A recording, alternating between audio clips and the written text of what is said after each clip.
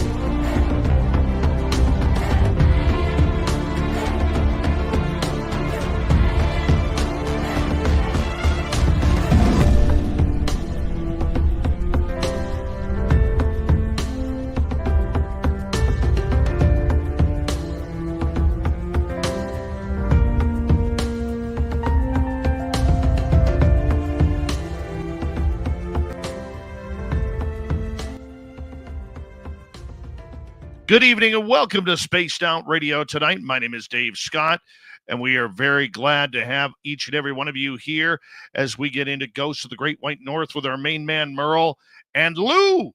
Lou is joining us. You're going to love Lou tonight. I already do. And we're going to get right into some weird, strange stories here momentarily. But first, we got to say hello to each and every one of you. We have SJ in the gold medal position. Tim Mothman in his goatee with a silver. And we have Race Fan in the bronze medal tonight.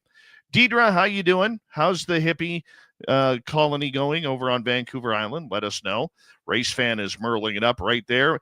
Our attorney at large, Michael Morris, how you doing? Karen in the Woo Train. It's hump day with Merle. That's right. Robert Lamoth, Road Flare, T-Bone, my man. Thank you for joining us. We love it that you are here. Stephanie Kenny Blankenship is here. Stephanie Kenny Blankenship will be signing autographs after the show. Line up to the left of the studio, if you don't mind, to the left of the studio. Bar Madison, Frankie B. Mel WD-40 is here, lubing us up for tonight's show because we always want to go into a show nice and smooth. And Lube does that each and every time. Thanks for lubing us up, Mel. This is going to be a good one.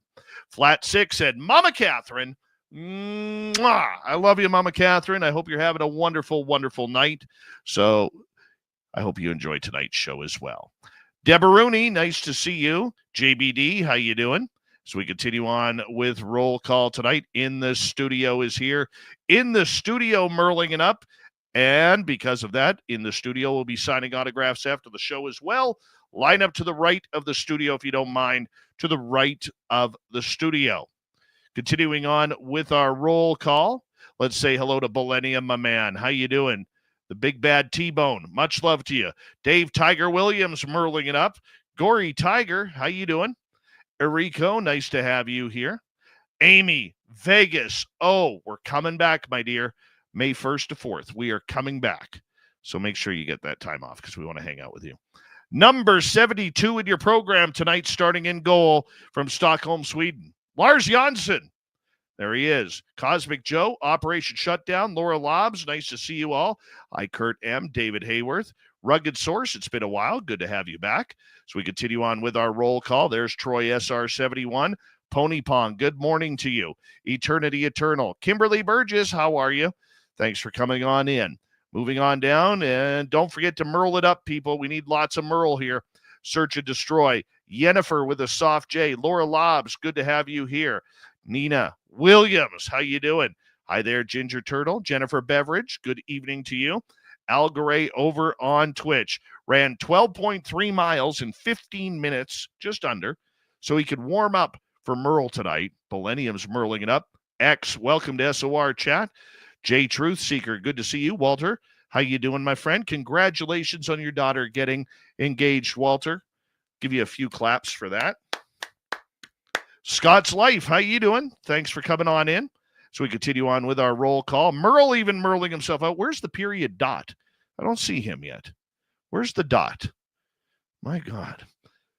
All right, continuing on, Marty Burback, Merling it up. And Jennifer, thank you for kicking off the super chat tonight. We very much appreciate your love and support of Spaced Out Radio. It's a great way to support what we do on a nightly basis. So thank you very, very, very, very, very, very, very, very, very, very much. Let's get the radio side going. Hello and welcome to the radio and podcast side of Spaced Out Radio tonight. It's Ghosts of the Great White North with our main man Merle here hanging on out. And we're going to talk with Lou as well about some ghosts and aliens. It's going to be a great, great show. We are in roll call right now. Hi, Digger Dog, Christine Lynn. Good to see you both. So we continue on with our roll call here. Scrolling on down, who is next? Sierra, nice to see you. Excuse me. Even Jennifer merling it up there. Richard Minnick, thank you for that lovely super chat. Greatly appreciate your love and support. How much time do we got? We got like 15 seconds, so we're moving on in. All right, who else? Oh, there's the dot. There's the dot. Hi, Shiny Ray. How you doing? Good to see you. And Debaruni, thank you for the super chat. Do me a favor, everybody. Throw those horns up. It's time to rock.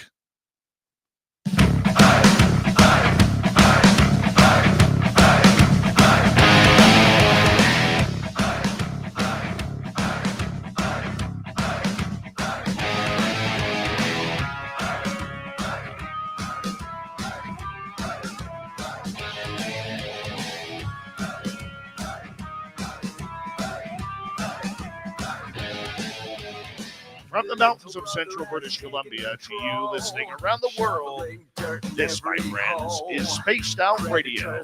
I am your host, Dave Scott, sitting in the captain's chair of SOR headquarters. We welcome you to tonight's show on our terrestrial affiliates around North America, digitally on every major podcast network. Our website, spacedoutradio.com. We have a plethora of features for you. Rock out Bumblefoot, read the news wire, check out our swag as well. You can follow us on X at Spaced Out Radio, Instagram at Spaced Out Radio Show, and on Patreon in the Space Travelers Club. Tonight's show is brought to you by Chive Charities. Help make the world 10% happier by visiting Chive Charities today. You can find them on their website.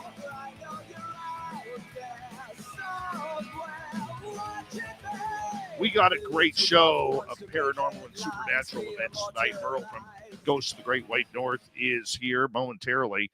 Then in hour number 3, Swamp Dweller will take us on another mystic journey into the unknown. Sweet Robbie G will be filling in for Tim James, who is ill, sick, and getting some much-needed bed rest tonight for the UFO report. It is that time of the night, that time of the month where we bring in our main paranormal man. We call him Merle around here from the Paranormal Road Trippers based out of Vancouver, British Columbia. And we got a good friend of his here from Washington State. Lou is the name. Paranormal is the game. That's what we're doing here tonight. As Merle comes on in to talk about everything ghostly and supernatural. And we're going to have some fun because we're going to get into some UFOs, aliens, ET contact, paranormal, ghosts. It's a plethora of information for you tonight. So let's bring them on in. Merle, what's going on, my man? How you doing? I was really thrilled to hear you announce Vegas. May 1st to 4th, be there or don't, but be there. Well, we should clarify, this is not an SOR fan party. You and I have decided that we need a vacation. Hi. And we are inviting the SOR listeners, if they want to join us May 1st to 4th, somewhere in Vegas. There's no plans. You can hang out with us. You do not have to hang out with us. We're just going to do it. Yep. Merle likes a good slot machine, that's for Big sure. penny guy. Yep. I have a Vegas ghost story, actually. Oh, we're going to get to that. Let's roll into that soon. Yep. So, Merle, you've done some ghost hunting lately in Washington State, and you were hanging out with Lou here. Tell us about what was going on. So, Lou, how long have we? A year. We probably met a year ago. Yeah. In Spokane. Yeah. And Lou does this really cool paranormal technique called shufflemancy. and it's music based. So I think you'd really enjoy watching it and hearing about it, Dave. And once I saw Lou do this, I was like, dang, this Lou's onto something. And we clicked like Lou with I've had Shayla and Cheyenne on the show a couple times, the Para Northwest, and we're just a bunch of peas in a pod when we're in Spokane doing what we do. And we the last time I was in Spokane, Lou came over to Shayla and Cheyenne's house, and man, the Lou was you were being a medium. What are you, Lou? You're a medium, you're a psychic, you do a little bit of everything. You know, I like to say that I just exist as this orb of energy attached to a body that does things. So I do things like I can practice psychic mediumship. I do shufflemancy as a form of divination and a paranormal technique. I do a lot of activism in my community. I also, I don't know, I'm a writer. I went to school for writing. I've been writing my entire life.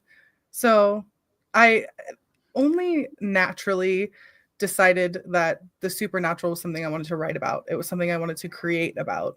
And so that's my connection, is like, I really love creating in the spirit of the supernatural.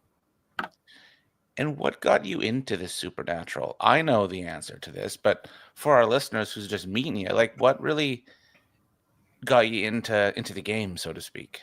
So, a little bit with my family, and then it also translates into like personal experiences, particularly with mental health. And so I just like outright have seen the ghosts of, well, I guess the ghost of my dead father. I have a biological father and a stepfather, actually. And when I was little, I saw my biological father. This is a story my mom tells. It's not one I tell. But the ghost story where I see my stepfather, that's in Vegas. We were staying in Vegas, actually. We were in a timeshare that somebody had gifted to my family to mourn, and we went on this trip to Vegas, and I was sleeping in bed with my mom, and I saw this like glowing like aura, and it was like a midnight blue glowing aura. And then I saw my dad's face coming through. Now, it didn't look like a happy face. It looked like he was crying. He was like in extreme pain.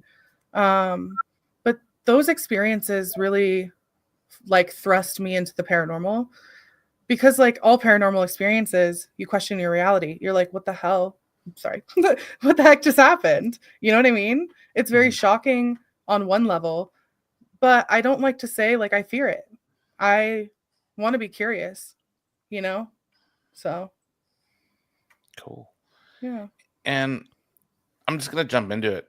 The shufflemancy, man. Dave, you got to hear this.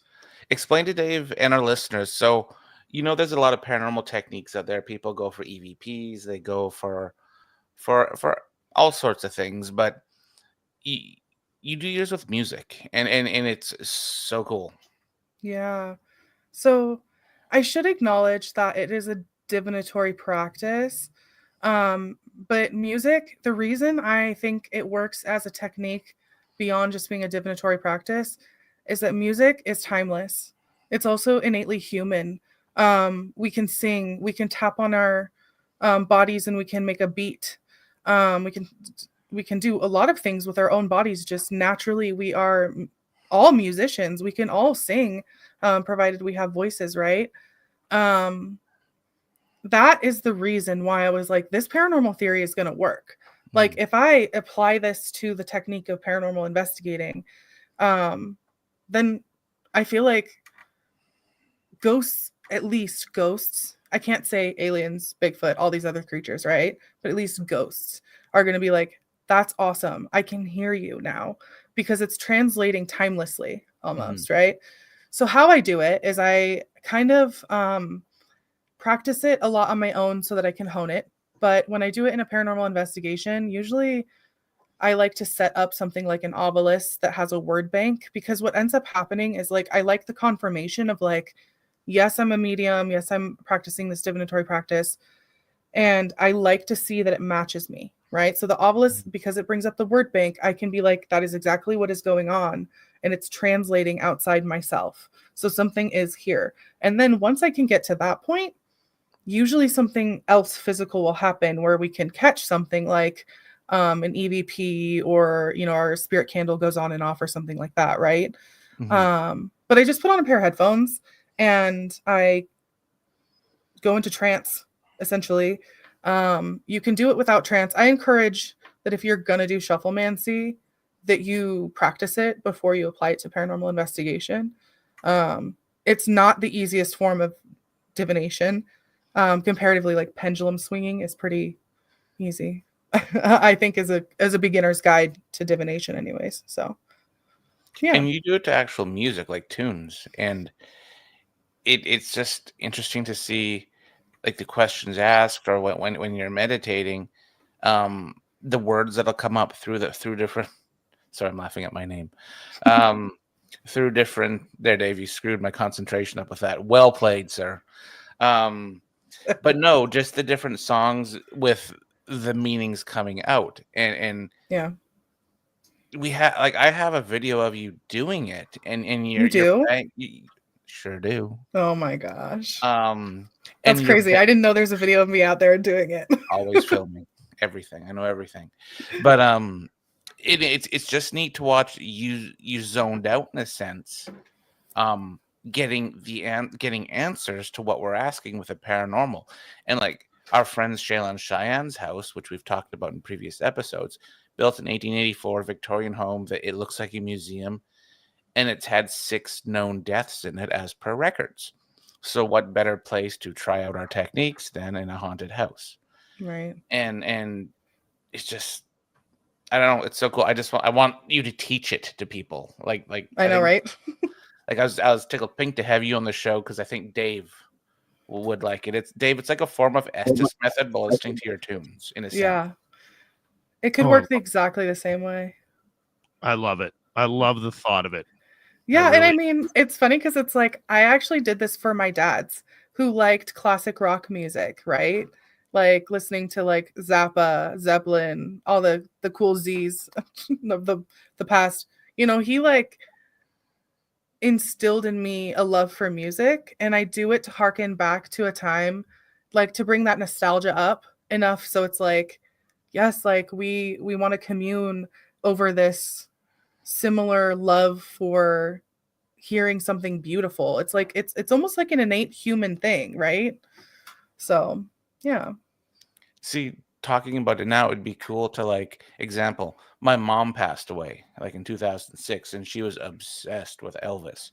Mm-hmm. So it would be cool to try your shufflemancy with like an Elvis greatest hits album on, and see on shuffle and see what comes up based on the questions. It's just it's rad. And like one of the other cool things is like I figured out a way to play music back to a spirit and get music from a spirit. So basically I have one channel in, another channel out. So like Pandora is what I'll play in because Pandora is like a radio interface. It's much better than like Apple Radio or like these other radios. I like Pandora better. So I'll put like a Pandora playlist and that'll be randomized. So I'm getting like random genre songs, whatever. I can pick a genre, whatever. Especially if I'm unfamiliar with the genre, it works better because then I'm getting really, like unbiased answers. Whereas like if I can read the music easier because I like the music, then it connotes personal connection. But like I play YouTube to play back a song. So if I'm listening to something and I'm like, I'm not really sure, or I have another question, I'll type a playlist into YouTube and I'm like, okay, here's my question in that. Like I'm intentionally putting my question in that YouTube song. I play it back, wait, and then I listen to that other channel again.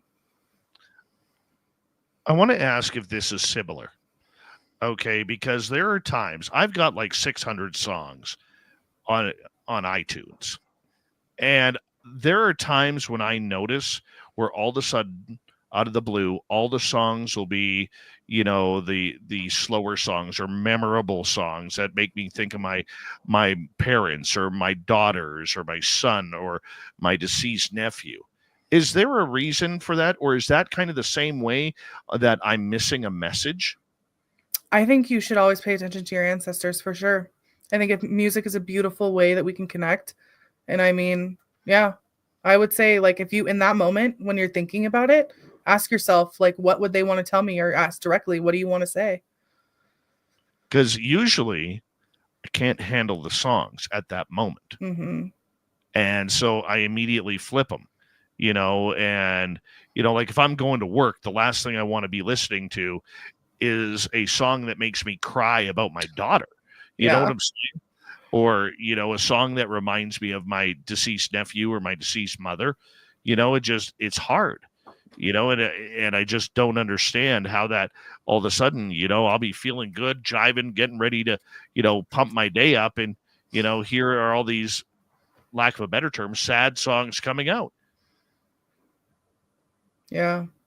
Messages. And sometimes I feel like it could be like anything from your subconscious to a spirit trying to contact you, for sure. Groovy. Merle.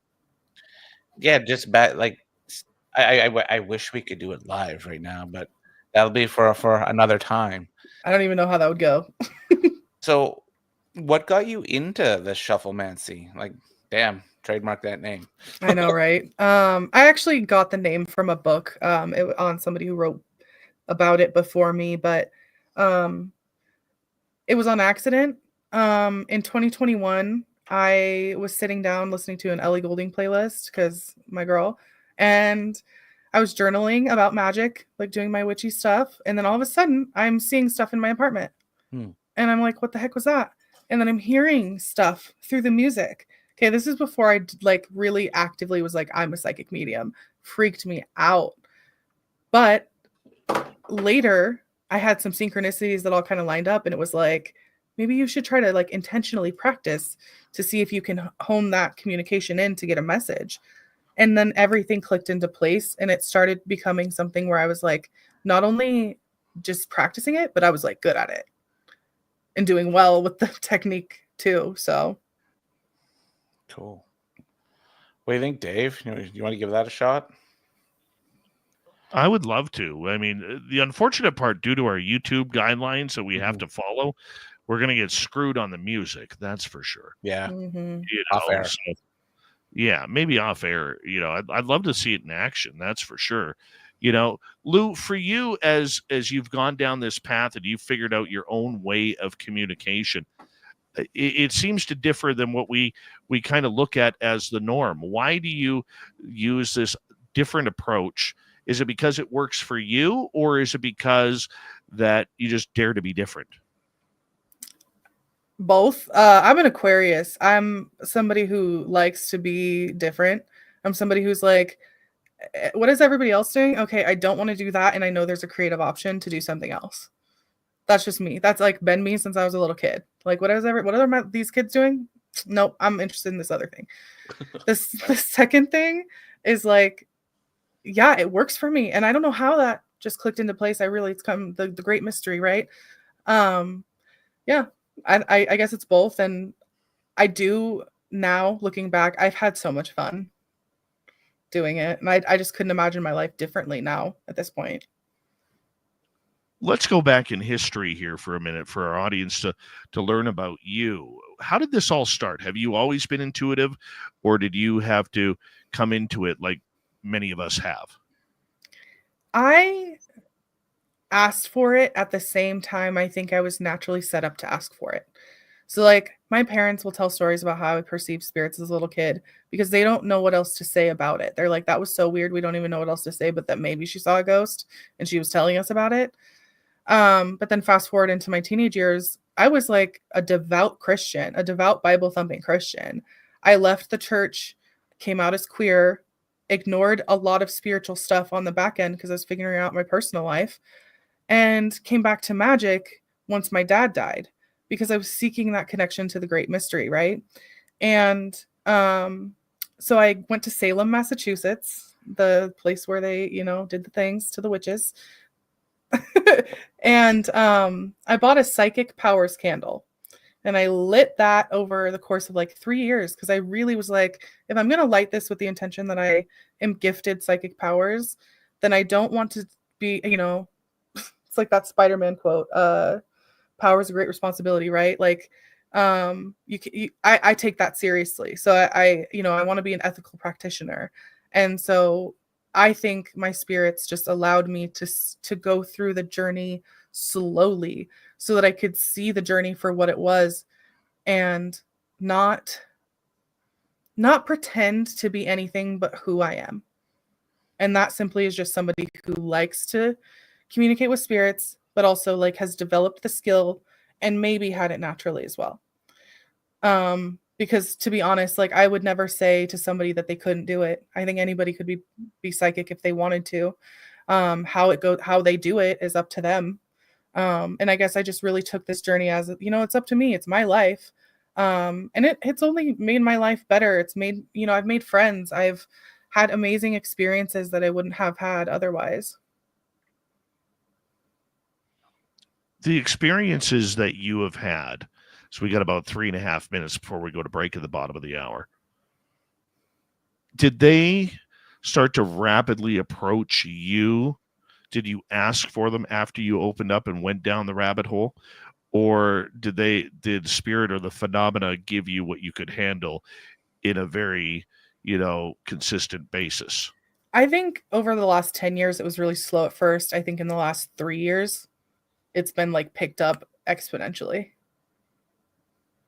Yeah, I don't know. In the last 3 years, it's been crazy. What do you think made it crazy?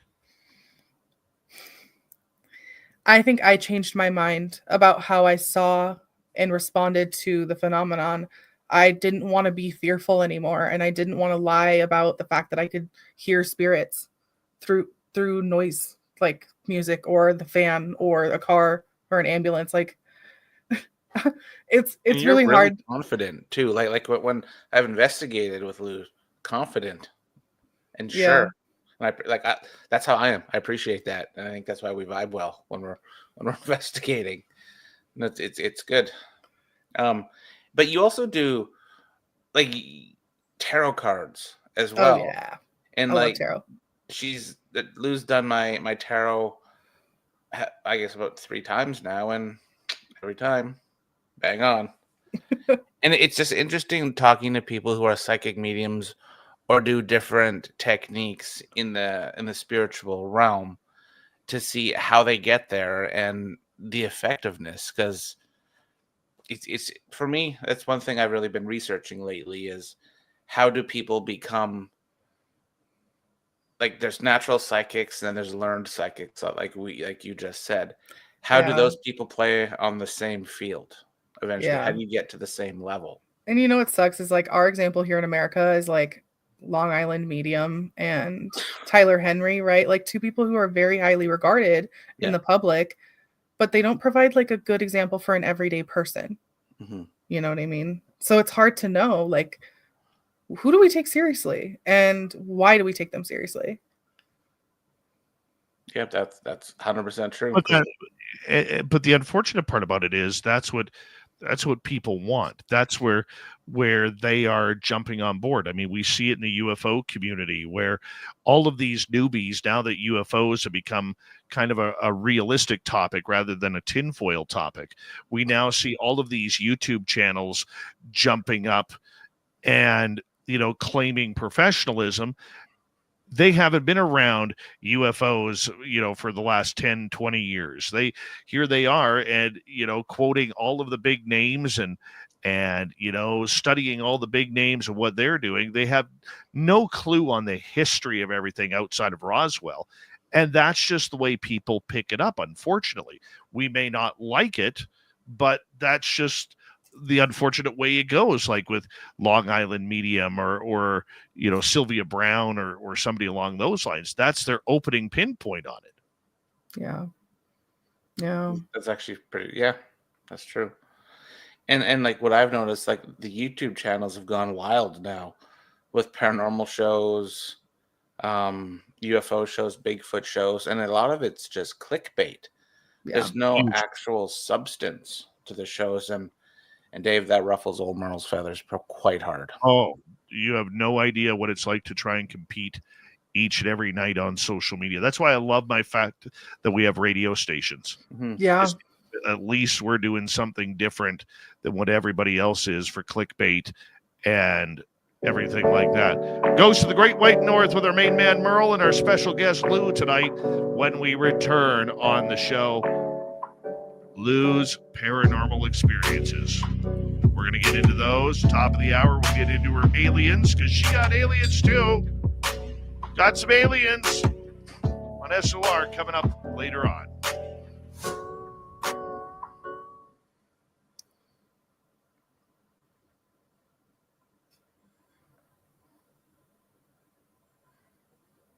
All right, we're clear.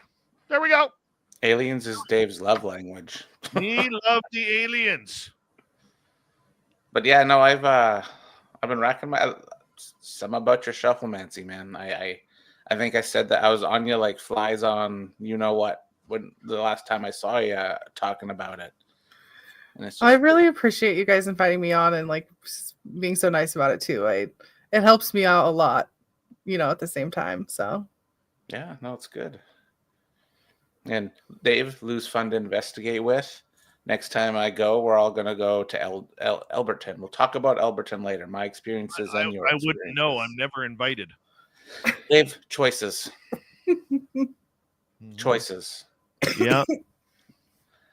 But I've been holding on to this dad joke for you all day. Are you ready? Well, while we No. Me and the Dot, we never get invited. The Dot makes choice. The Dot was just in Japan for 3 weeks. Would you think I was invited? No. That's different. That's a vacation. Mm-hmm. You're going on an investigation. I'm going on a vacation to see my friends. You drive right by my house and don't even stop. Not to Spokane. When you drive north. Hey, Dave, do you know Forrest Gump's computer password? No. 1 Forrest 1.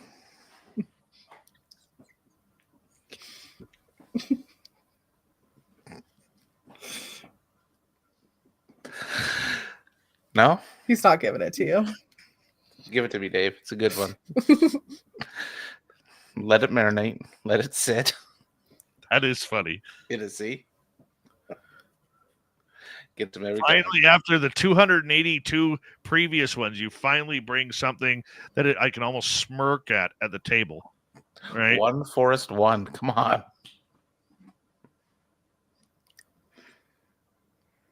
That Where is do you something want to take it? Oh, sorry, Dave. Go ahead. the Dot told you that, didn't he? The Dot doesn't know a dad joke. The Dot just walks around at work. I bet you the Dot walks into walls. Yeah, he does. Yeah. And then he gives it a little stone cold stunner. Mm-hmm. I'm actually really jealous you guys are going to Survivor Series. We are. Yep. The Dot and I will take a photo for you. Again. Please do. Please do. Lou, the Dot, I work with the Dot. I've known the Dot since about 1999, 2000. But then we started working I was only together 5. 2000. Oh, Jesus. Then we started working together in 2003. And then, yeah, full circle. Oh. Mm-hmm. Now he's just slithered his way into SOR, calling himself the Dot. He only shows up once a month. Hence the Dot. Hence the Dot. That's hysterical. Big Dot, guys. Lou, where do you want to take it next half hour? Well, No, I just you tell me. I want some paranormal stories, man. Paranormal. Uh-huh. Do we want to start with aliens or ghosts? Now we're gonna get into aliens in hour 2. Oh, I knew you'd say that. I wasn't even going to touch the aliens until you brought it up. As soon as you start talking about it, I'm not even going to talk. I'm going to move my mic away because that's all Dave.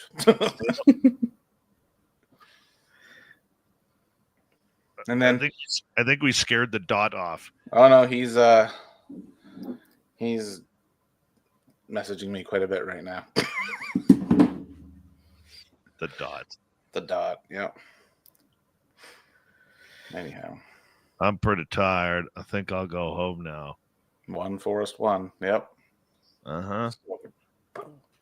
We got about a minute here. Okay. But Lou, we're live on YouTube right now, so it's kind of just a little break. The back room. Yep.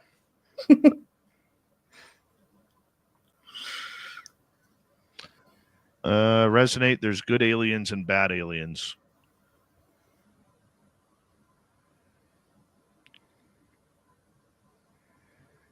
Mm-hmm. Yeah, that's exactly what happens, Jessica. He steps on it going past Dave's place. I do. I'm like, no, actually, last time I'm like, hey, Dave, buddy, old pal, let me treat you to lunch at your favorite lunch location, 100 in your town. Oh, and hunting. And you're like, no, man, I'm too busy for you. I'm in the bush looking for grouse. I'm like, well, screw you then, pal. Yep, that's exactly what happened. Big thank you tonight to Richard ×2, Jennifer, Deborah Rooney, and T-Bone for the great super chats. And don't forget, you can shop at our Spaced Out Radio store. We do not have ugly swag, people. No ugly swag, so go buy today. Here we go.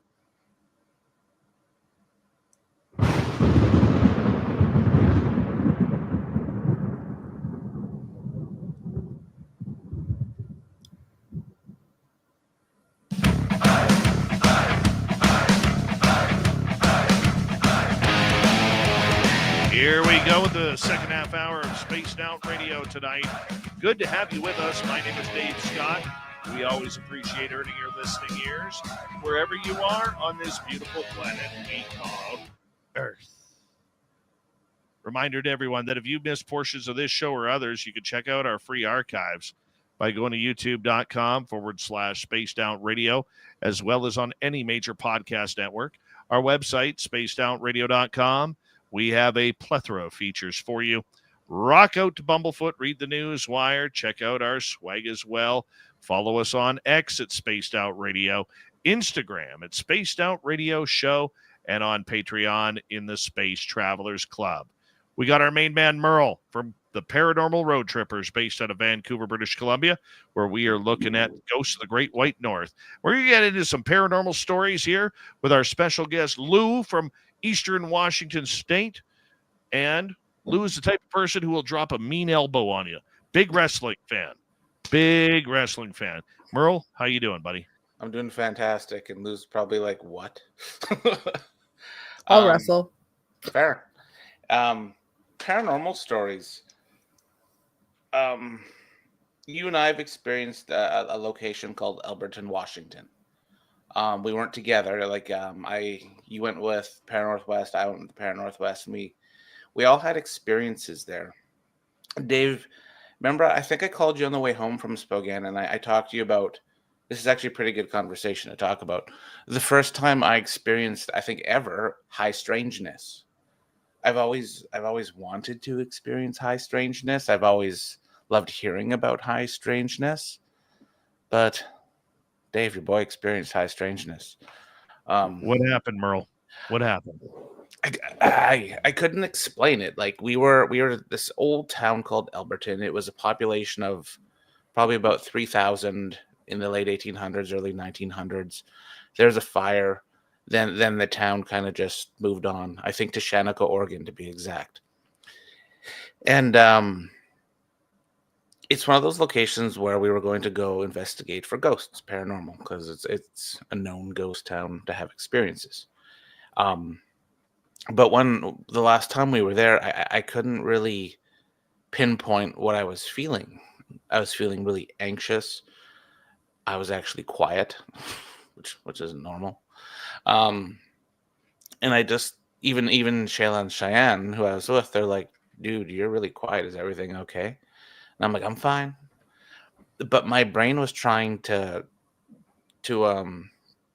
process the feelings I was having about this particular location. All that's left, Dave, is a giant abandoned church and a couple little half outbuildings and an old creepy playground. And you feel like you're being watched. You hear things. You can see basically people in the shadows, which we thought were people because you just hear things walking around. But dude, you're in the middle of nowhere. And I'm strongly attracted to this place. And I know Shayla was telling me when she went there with Lou, my name even kept coming up in the spirit box, which creeps me out because they know me, man. But what was your experience there, Lou? So when we first got there, like it was already getting dark. We took a few pictures, and then we went out to the bridge. We set my EMF reader out there to see if we could catch anything. My EMF reader died. The battery just went out that night, and I think that was just because it was a bad battery. But we were like over by the bridge, and it's a beautiful bridge over this like creek. And we started hearing animal sounds from every direction around us. They were like coyote sounds. And then we heard a sound, I think it might have been an owl or some sort of bird. But it sounded like a human saying meow, like screaming meow from the distance. And I was like, oh man, that's gotta be like an owl, right? So I'm like convinced it's an owl just because like who would scream meow from so far? So on all four sides, animal sounds, and we just start running back to the churchyard because we're like, no, like we're not letting the coyotes get us. But like keeping in mind, like Shayla and Cheyenne, like their culture will see coyotes as a different, sort of symbol. Yeah, trickster symbol. It's a very important symbol too, and so it's not something to take lightly. And then we went back to the churchyard, and I saw out of the corner of my eye, through the backlights of Shayla's car, I could see a figure running behind the car, like through the lights. Oh, gross. And I saw like an arm, like a child's arm, like the side profile of a child. And then I like whipped my head, and I, obviously disappeared. And I turned back to Shayla and Cheyenne, and I was like, you guys, I just saw something like running into the woods behind the churchyard. And then that's when we set up the Estes methods, and we all three of us did them, which was pretty interesting to do because we had never all three gone through the Estes method at the same time, sort of. So it was an interesting sort of experiment to see like the differences in how we perceive through that experiment, right?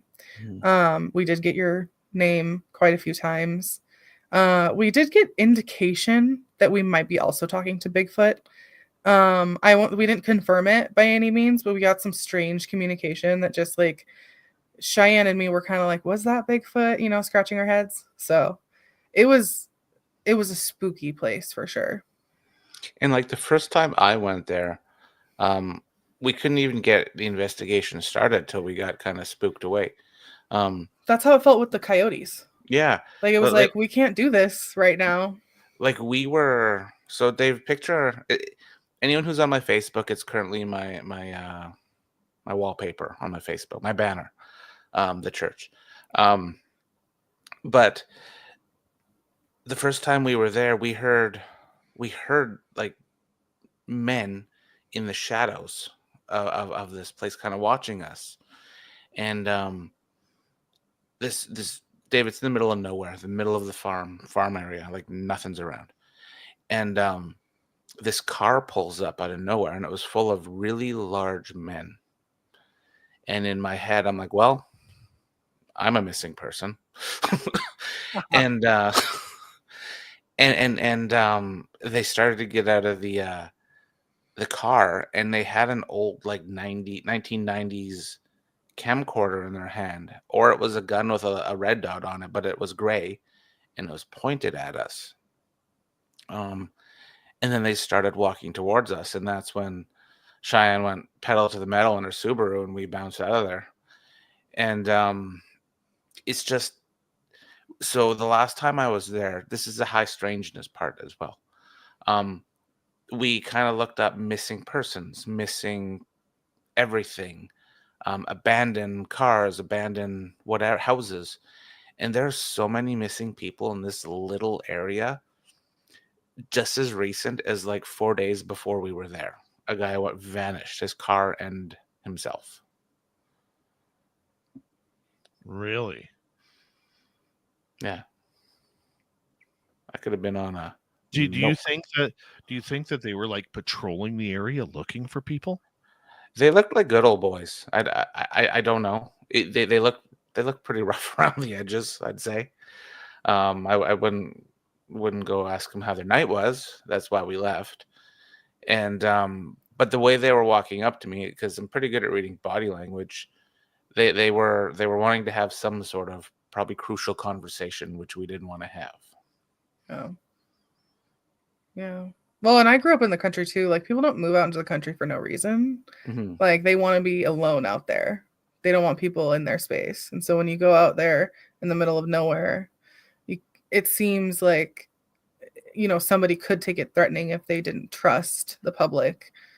Or, just like, we didn't explain why we were there. We were there kind of at night, and like, I could see how that might be a little sketchy. But I kept telling Shayla and Cheyenne, who were terrified, I was just like, if anybody comes up to me, I am not afraid to be like, get out of here. I'm doing what I'm doing, and then I'm gonna leave. Bye. Like, and they were just like, oh.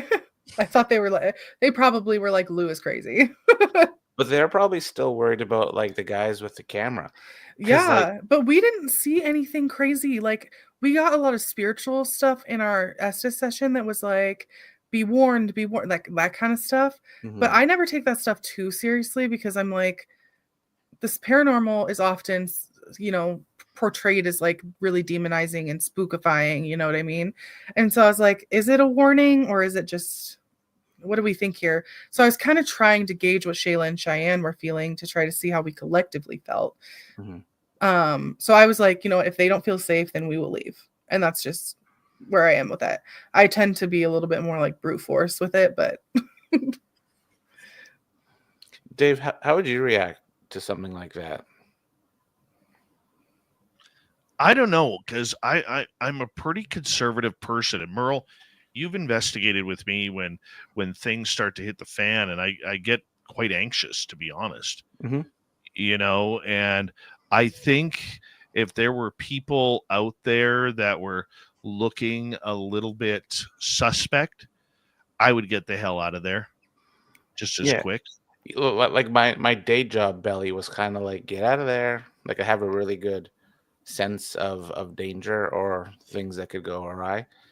And I'm happy that we made the right choice, because I don't want to be on a milk carton missing, some Canadian missing in Washington. Yeah, I think the most curious part for me is like, is it haunted?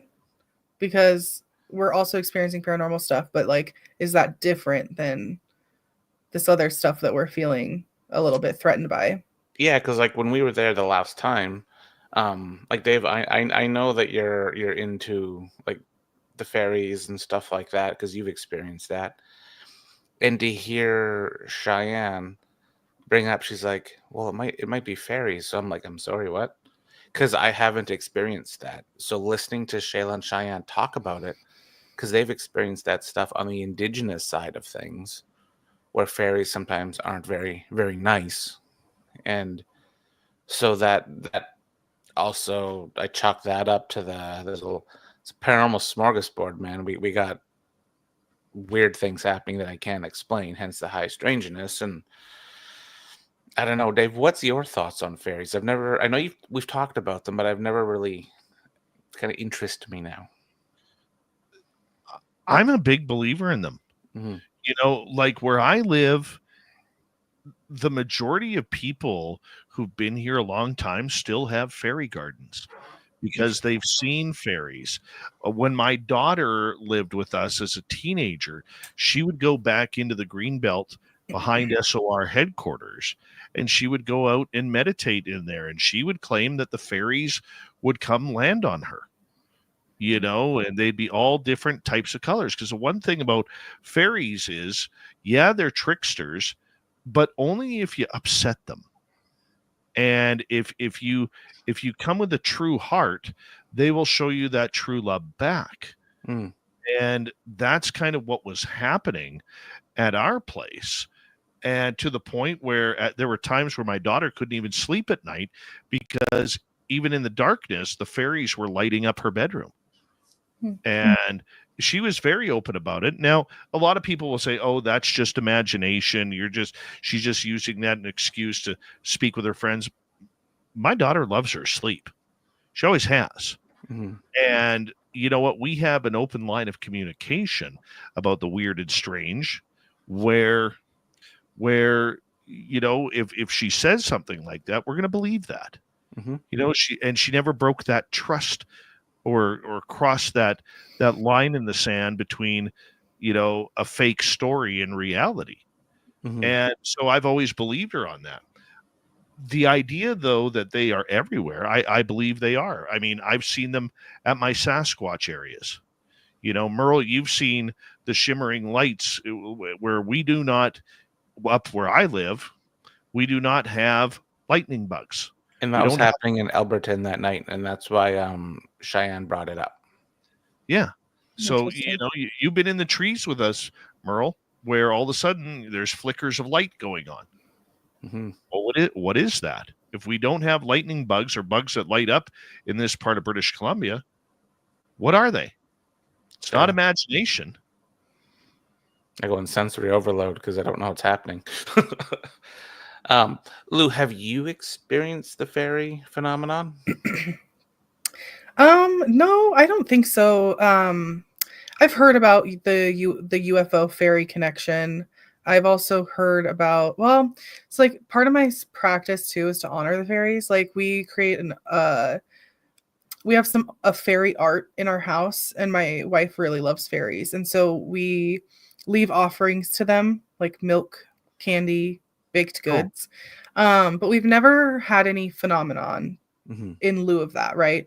But we definitely honor it just because we know that things like exist maybe that aren't just like fairies we interact with like everywhere, but just like part of the house or like part of the nature outside, like they could be living in the trees or something.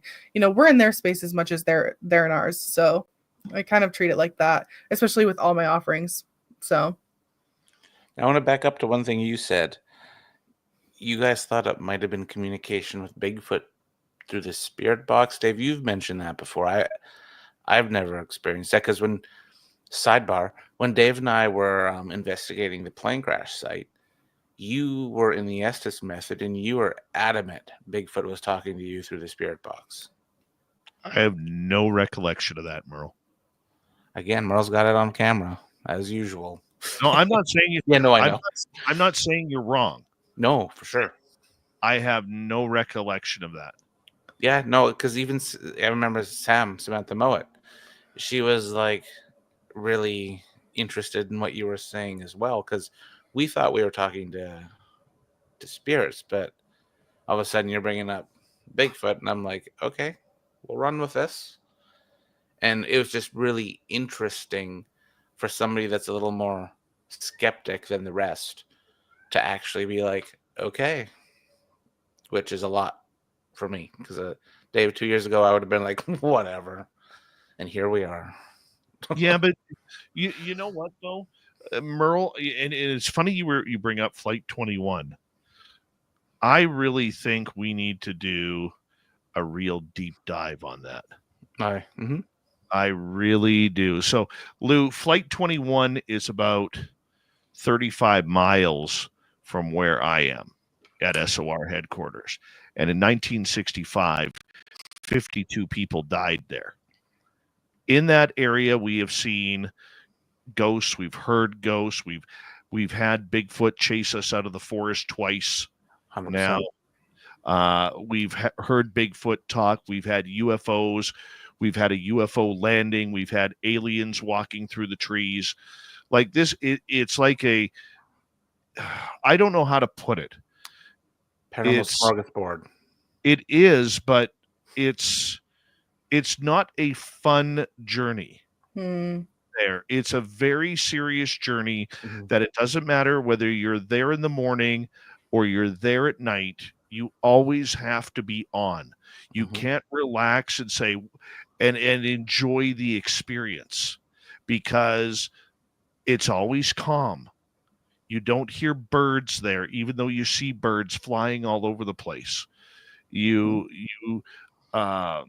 Silent. It is silent.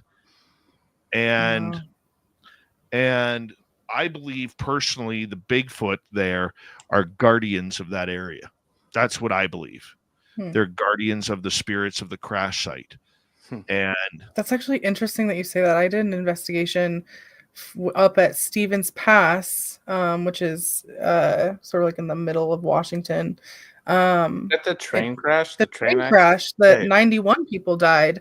Yeah. And when I went under my shufflemancy session, when I went in trance, I saw a bug spirit It was like a grasshopper slash like, you know, like whatever a grasshopper looks like, cricket kind of looking thing. And I sort of got the sense that the spirits weren't there or just communicative, but that this other spirit was representing them. So That's it's interesting that you say that. I'm trying to figure out a plan for next year Mhm. on doing this. And like Merle, if it's one of those things where if we do it, of course, Merle would be the first one I ask, and along with Samantha Mowat.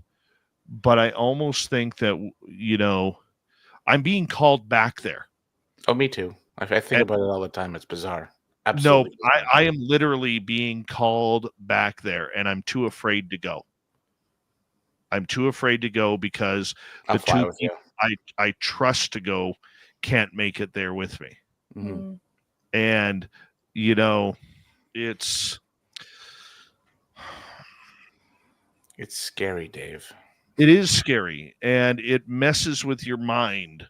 Mhm. And it's more than just setting up an area that I'm usually not at a loss for words on explanation, Mhm. and I don't know how to explain it. I can explain the experiences, but I don't know how to explain it. And I don't know what to do, to be blunt. I don't know what to do. And next year that I'm not doing our ghost tours anymore at the museum, I'm going to have a lot more time to actually do what I want on a Saturday night and actually get out there and do something about it. But like it's not a place, Lou, that you want to go alone. Mm, You're gonna yeah. call the Washington fam up for that one. Well, and that's kind of how I feel about Alberton too. Is like we should. I don't know if at least Shayla Cheyenne should be going alone. I shouldn't be going alone. Sorry, my cat's trying to. Oh, that's all right. Visit We you. allow cats on video. Yeah, no, I feel like we shouldn't go alone there. I feel like we should go if we're gonna do it again, tag team for sure. Yeah. Merle, I want to ask you quickly about Flight 21. Mhm. Does it weird you out? Yeah, like I just said, I often think about it. The same weird vibe, the quiet vibe, the sitting and waiting for nothing. I don't know how to explain it. Vibe, feels the same in Alberton. Something happened there, or something still is so connected that you're just drawn to it. But Flight 21, dude, I think about that place all the time. Like I've gone through our footage, and I'm like, damn, that place is no joke. Louis, I'm just gonna say, Dave, we got 2 footprints there, Wow. Sasquatch prints, Fresh. Interesting. fresh. Not had been there for a while. We're talking torrential monsoon downpour for an hour that literally took away my Jeep's tire tracks. That's fascinating. Okay. And then when we go looking around, we find one 17-inch print on one trail. And then when we get back to camp, there is another 17-inch, fresh 17-inch track 10 feet from our tent. And we were gone maybe 20 minutes. Yeah. I mean, that's why I call it the great mystery, because I'm like, why did we see it? Why was it us? And why did we get that? That's always my fascinating. I'm there with you. It's like, at what point have I had enough with this phenomenon, and what's drawing me back in particular about it? What do I need to, paranormal investigators, what are we solving here? And I think that's the hardest part sometimes to figure out. And sometimes, it forces people to give up. And what you just said there is a home run for me. What are we trying to solve? Yeah. Versus the thrill of it. Like you're an investigator. You're trying to figure things out. Yeah, I take experimentation like seriously. I'm like, when I manipulate these variables, I'm trying to achieve a theory being either met or denied, and then I mess with the variables again to either meet it or deny it, right? Mm-hmm. So All right. On that note, guys, I'm going to get you to hold on right there because we are going to go to break here at the top of the hour. It's Ghosts of the Great White North with our main man, Merle, from Vancouver, British Columbia, and his team. He's a one-man wrecking crew called the Paranormal Road Trippers. And we are talking ghosts. And next, a little bit of aliens with our special guest, Lou, tonight. We'll be right back on Spaced Out Radio right after this. This is Spaced Out Radio with host Dave Scott.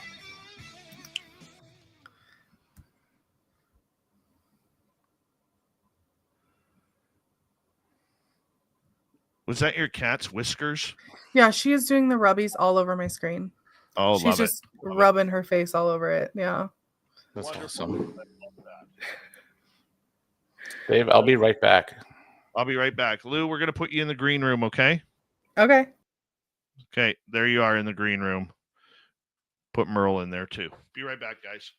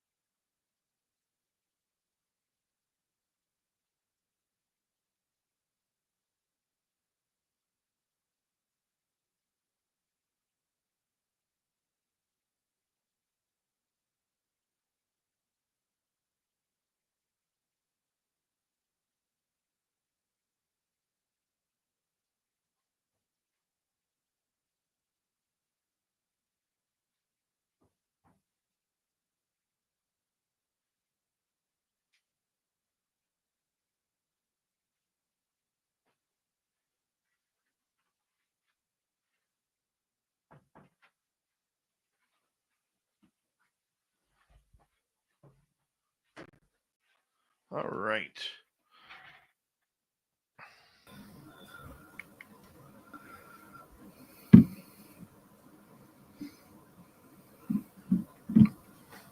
Konnichiwa.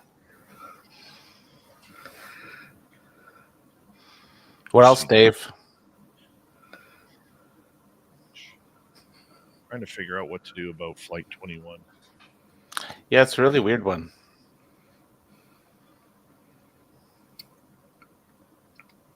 Apparently, we got to go to Beth's house in North Carolina. She's got everything there, too. Beth, we're on our way. Mm-hmm. I've never been in North Carolina. That'd be kind of cool. Although, Dave, I'm inviting you to something. And I'm inviting Lou at the same time. Colfax, Washington, March 2025. Merle's birthday party bash. Seriously? Yes. We'll see. Well, Even Dave's invited. All right. Big thank you to Jennifer, Richard ×2, Deb, and T-Bone for the great super chats. Really appreciate the love. And we're going to get going here in about 15 seconds. So just sit back. Guys, I'm just muting you for a minute here, or a few seconds. And we'll be right here.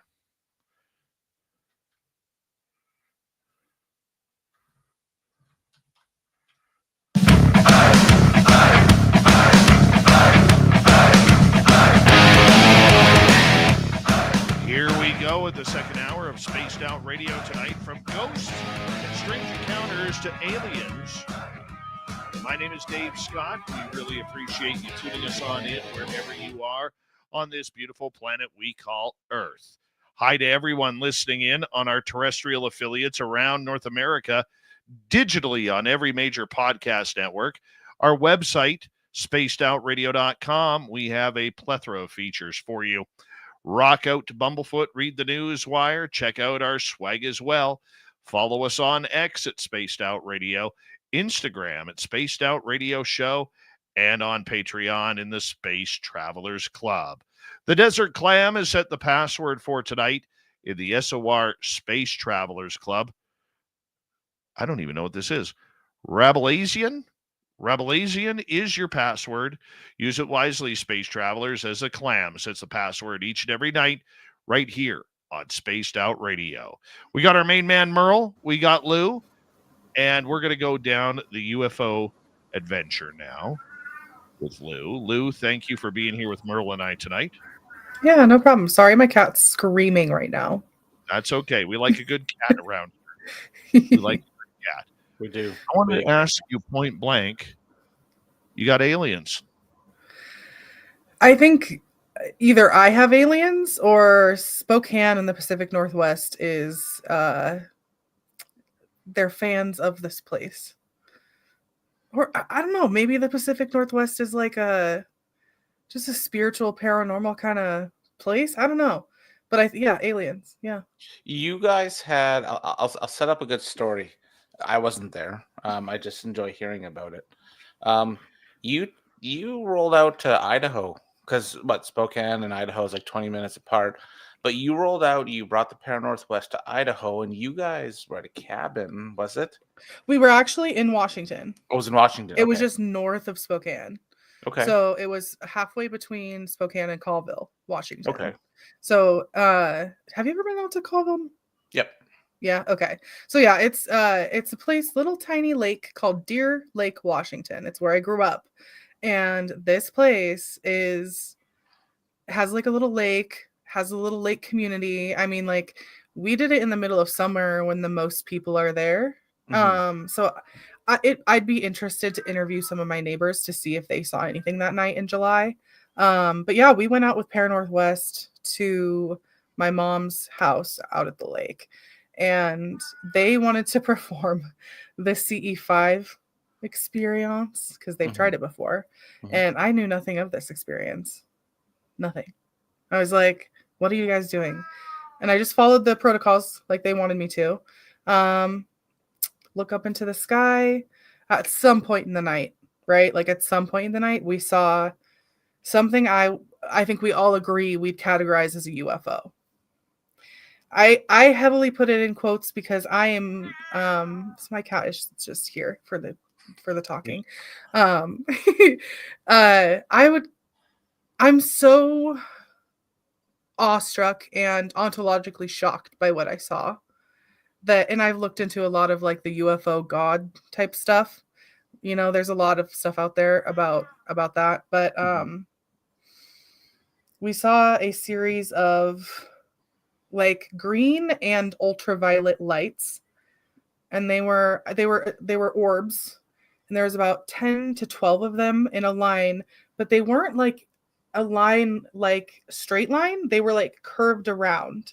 So it was like the ones on the end were sort of elevated comparatively to the ones that were in the middle, and each and every one of the orbs individually were turning around like this. So that's how you could see the ultraviolet flash, was that you could see the green until it was like a flash of ultraviolet when you would realize it was turning, right? Every time it turned, they were spinning. And then the whole conglomerate of each of those turning orbs were traveling towards the lake northeast. And we watched it for about 2 minutes. I want to say 1 to 2 minutes. It was a long time. We were fumbling with our phones trying to get evidence of this. At some point, I literally looked up at the thing and I just said to myself, you know what? I'm going to watch this. I'm going to watch this with my own eyes, sit here and observe it until it's gone. I don't really care if I get evidence right now because I want to see this thing. I want to see exactly what it does. So I just sat there and I was just like awestruck the whole time, just like watching it. And my best friend, she had binoculars at the time, and she saw it through binoculars, and she said she saw exactly what we were seeing. Comparatively to the tree line, right? Because the question is Starlink, right? Comparatively to the tree line, it was, I want to say it was in 300 feet. Like, I'm not a good judge of distance either, but it was like above the tree line, and we could capture video of the stars. Like, we could see the Big Dipper in the background. But when Shayla and Cheyenne tried to capture it on video, they said they couldn't even see it through their screens. What was just right there in front of us. And it's also hilarious because my wife, who was with us also, so there was 5 of us who witnessed this. My wife doesn't care at all. She's like, yeah, that was just a thing that happened to us. But she is the only one who's heard the tones since having seen the UFO.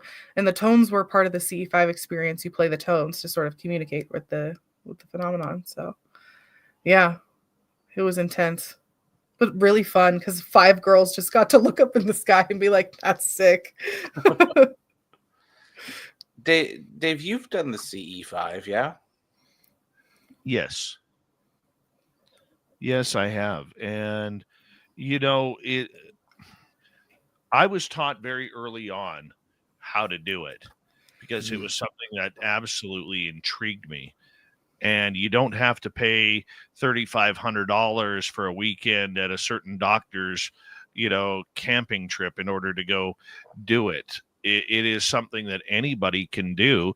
Number one, if you have the spiritual connection, and number 2, if you have the time and patience to actually sit outside and look. The one thing that I have learned through this whole phenomena, and Lou, tell me if you get this too, is you have to allow your instincts to allow you to look where you need to look. And it doesn't matter whether it's ghosts or aliens or UFOs or cryptids. Your eyes will always steer you to an area. And for some reason, that area keeps coming up. Like, you could be looking in the sky and looking towards the Big Dipper, but all of a sudden your eyes just keep going back to another constellation or a dark spot in the sky. And you're just waiting for something to happen there because your eyes already know, your connection already knows that something is there. And I don't think a lot of people tune into that when they go look for a CE5 experience, Lou. I'm a smoker. I go outside and I chief. So I'm always looking at things. I'm always just like spacing out into the sky, spacing out at a tree, spacing out. I allow myself the time to do that. I agree. I very much agree. I think and also I want to say, like, I'm not going to interpret the phenomenon because I don't believe that we can, because I do think it's a collective experience in which we're supposed to be I don't know. That's what I get out of it. Is it's a collective experience. It happens to more than just one of us. If I could read even further into it, though, I would say that the phenomenon wants you to do something else also. And I won't say what that is. And you can interpret it however you want. But I think it's like, it doesn't come to you just being like, the way it ontologically shocks you and the way that it sends your trajectory of like choices differently, it almost to me seems like it's trying to get you to look elsewhere, like you're saying. Mm-hmm. Stop looking in this direction. You've been looking in that direction for years. Look in this one. And here's the new thing. You know what I mean? I fully agree. I fully agree. You know, and with the CE5 practice, if you're doing it correctly, they will show.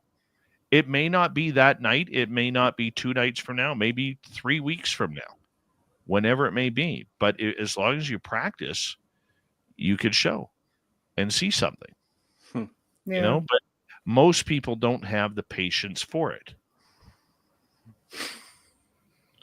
Yeah, no, that's funny you say that because, dude, I've been trying hard. I've been trying really hard to experience alien extraterrestrial. Like I've very seasoned with the ghosts. You and I are frequent flyers with Bigfoot because we've experienced it a couple times together. But maybe even talking to like Samantha and other experiencers with aliens extraterrestrial, sometimes they just don't care or want to. You're not like beneficial to them, so they don't need to talk to you, so to speak. Is that true? How does it work? Honest question. I don't know if it's about benefit. I wouldn't use that word. Okay. I think it's trying to think of a different one. I feel like alignment, maybe like where you're aligning yourself might have to change, but I don't think you should attribute a value onto that, like good or bad. You know what I mean? That makes sense. Yeah.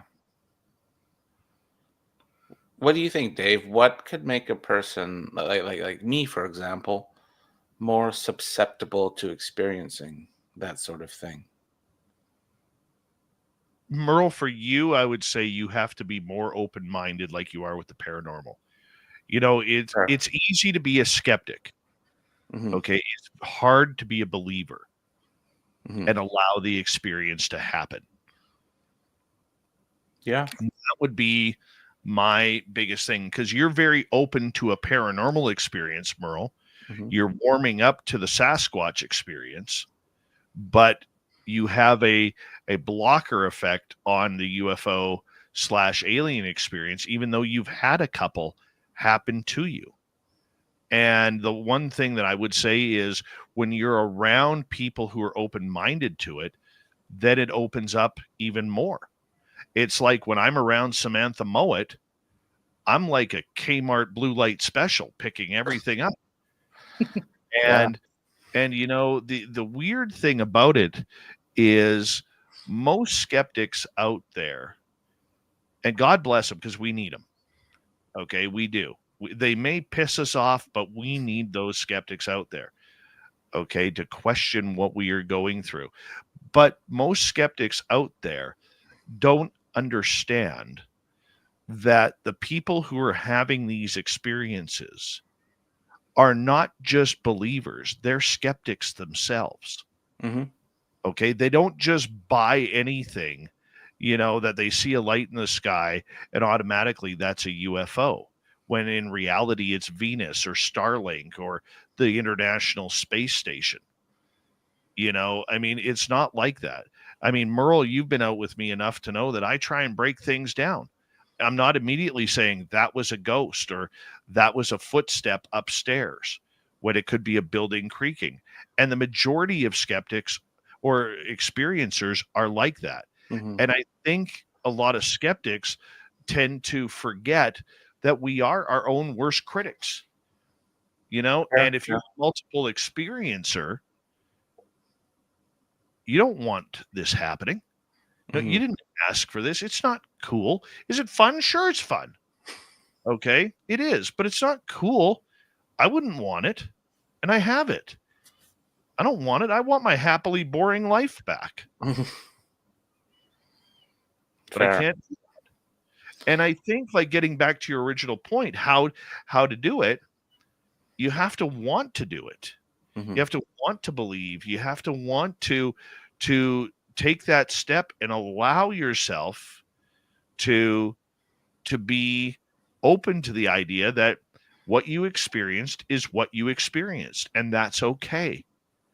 Sometimes there are things that happen that don't have an explanation, and we don't know the power of the mind. Example, I've been talking about this the last couple of nights on the show, where there is a new study out called the telepathy tapes, where scientists have looked into nonverbal autistic children and their parents seeming to know exactly what that child needs and when. And they have actually tried to discover the idea that the parents are actually picking up on telepathic messages from the children that are nonverbal. That's interesting. So there's a lot more going on than what we fully, completely understand. So for somebody like you, Merle, who wants to see more UFOs, I want to see number it. one, get over your fear. And number two, you have to be open-minded to allow the experience to happen. And take Flight 21. We talked about Flight 21 in the last half hour. Yeah. We allow things to happen there. It's scary at times, but for the good times, we're also accepting of the bad times too. I agree, and like I think about like my first Bigfoot encounter. I was in the woods hunting, like back when I hunted. I was hunting for a deer or whatever. I was sitting in that brush pile, and all of a sudden I hear tree knocking, and I see the trees rattling, but it didn't unveil itself. It was letting me know it was there. It was getting closer and closer and closer, and louder and louder and louder. And then when I decided to be like, well, I'm absolutely terrified, I'm out, it stopped.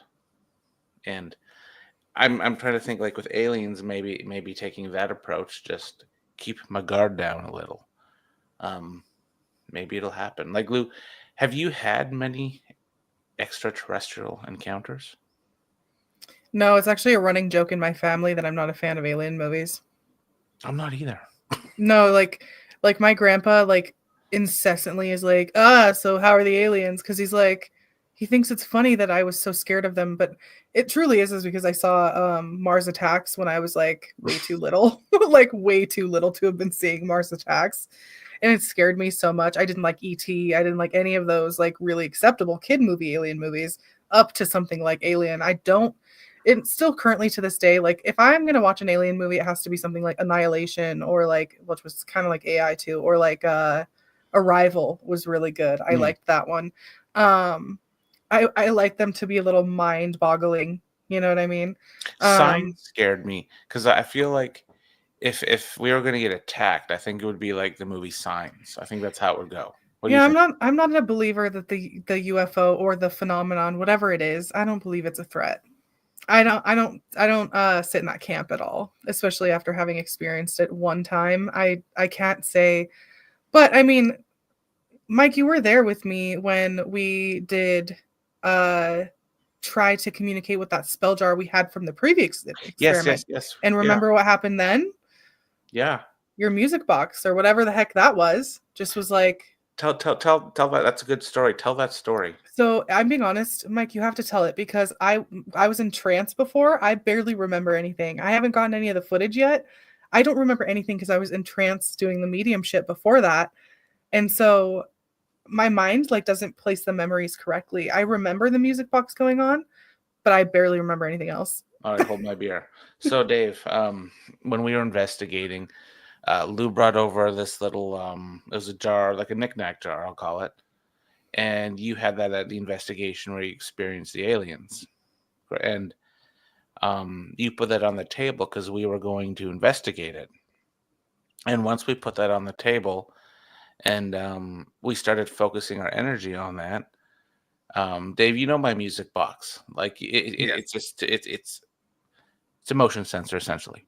I had that faced in Shayla and Cheyenne's kitchen, away from their table. It ain't gonna go off. There's no false trips here. And once we started talking about that and focusing our energy, my music box kept going off. And what was really trippy, Shayla and I at the exact same time we heard like a loud child laugh as well. And like we just locked eyes and we're like, what the was that? I know Lou didn't hear it because Lou was doing the Lou thing. And Cheyenne didn't hear it because I think Cheyenne was watching you. And like it's because I don't know, there's just a whole lot going on with the paranormal, Dave. Sometimes it creeps me out. It should, though. It does. That's the experience we ask for. Mm-hmm. It's much like Flight 21, where we asked for that experience. Mm-hmm. You know, and then to be followed out. Oh God, yeah. Okay, and as we're pulling away, have whatever it was right behind us whistling at us. Mm-hmm. That was kind of creepy.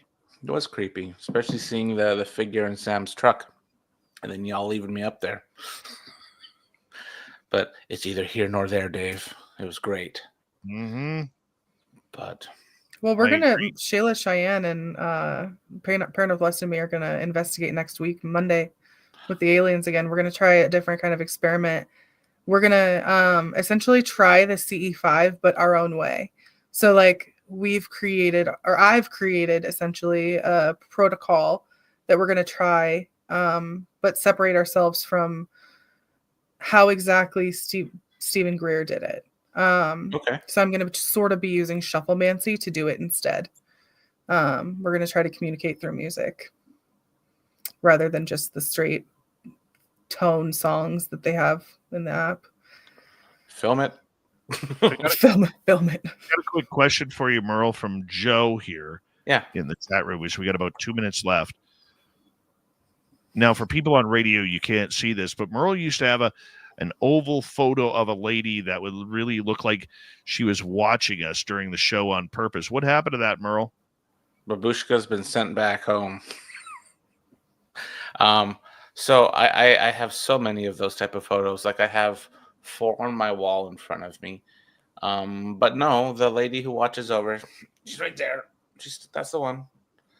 But no, Babushka's gone to the other a different family. All right. 1 minute to go here. T-Bone wants to know, Lou, what is the scariest thing you have heard using the Estes method? My own voice.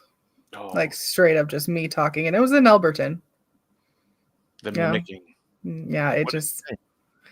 I was so scared. I do not even know. I didn't register it. I was like, what the heck? That was me. It said, well, at first it said Skylar, which is my official first name.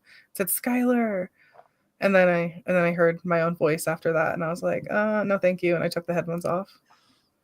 That's terrifying because I've had that happen in the Estes method too, where I've heard my own voice. It's like, it makes you want to stop right away because it's overwhelming. Yeah. The whole mimicking thing is a whole nother conversation. You know, of terrifying. I don't know why it happens. I'm thinking AI, but that's just my theory. Fair. So, for me, I think the scariest thing during the Estes method was not what I saw it or heard. It's what I saw. When I was telling at Flight 21 about this orb, I kept seeing this really bright orb with alien gray faces going by and reptilian eyes. And when they brought the camera up, there was a white orb above us. Interesting. In the sky. On that note, let's go to break. Goes to the Great White North continues with Merle right after this.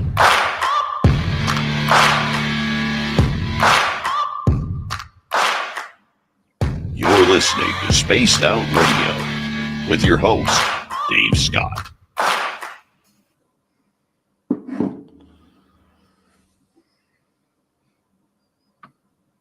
All right, we're clear. Sweet. Yes, March, unspecified date at this point. I would like to do Colfax St. Ignatius for my birthday. You know, I've been institutionalized before in a Yeah. mental institution. Thrice. Okay. Thrice. Okay. I am so nervous to go in, but somebody just contacted me and was like, "Hey, have you ever gone to a medical facility before?" I've only gone once, and it was in Massachusetts. I was at the state hospital in Medfield. No, not Medfield, Marlborough. The Medfield State Hospital in Marlborough, Massachusetts. And that was a whole other thing. But I want to go to Colfax so bad, dude. Sounds like such a good time. I was going to invite Amanda. I was going to invite Para Northwest. The Dave Scott. A paranormal party is what you're saying. The old paranormal party, yep. Colfax, Washington. But yeah, it'll be good times. And then Flight 21, Dave, we got to hammer that down for next year. It needs a lot more investigation than just a weekend. Yeah.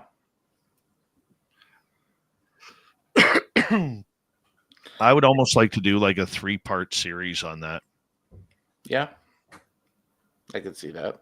The weird part about Flight 21, Lou, is I don't know how far to go with it, because technically speaking, it is still an open investigation by the Royal Canadian Mounted Police as Canada's largest unsolved mass murder. Fascinating. That's interesting. The 4 suspects that they believe, they know there was a bomb on the plane. They have 4 different suspects, and they all died in the plane. Mm-hmm. That's fascinating. It's like, this is By the whole way, lot going there. before you get going on that, Yeah. what did you think of Mr. Perfect Merle Hennig? That was I appreciated that one because he was one of my favorite wrestlers. Mine too. Yeah. All I right. still will spit my Go gum ahead. out and bat it just like him. Nice. Yeah. So next half hour, I think there'll probably be some audience questions, I would assume. And then we want to know the scariest things you've come across in your paranormal career. You know what's so funny is I don't even take them as scary half the time. Concerning, stressful. I you know what I say? They're life altering. I just like, Life altering. I'm just like, oh, now my life is different. Great. Yep, that's kind of where we go. Yep.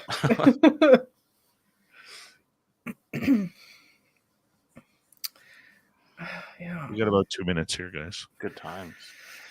If you have any questions for Merle and Lou, put them in capital letters. I know there's a few that I missed, but I'd be scrolling for about half an hour in order to find them. So I forgot to mark them. I apologize. My fault tonight, guys.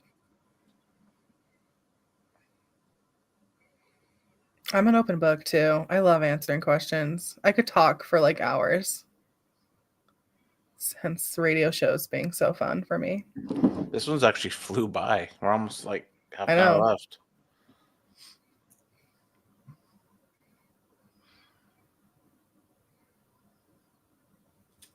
I think I don't have it. I think I'm done on investigations for the year. I have a lot of editing to do. Kept catching up on editing. Yeah. You got to send me those videos of the last time we were together, because I swear to God, I don't remember anything. I will. I actually, my friend just sent me back the non-corrupt version of our file. Oh my gosh. Yep. It's all complete. Cool. Yeah, Dave, when we were investigating Shale and Cheyenne's house, we had a lot of strange occurrences with our electronics. Things were dying.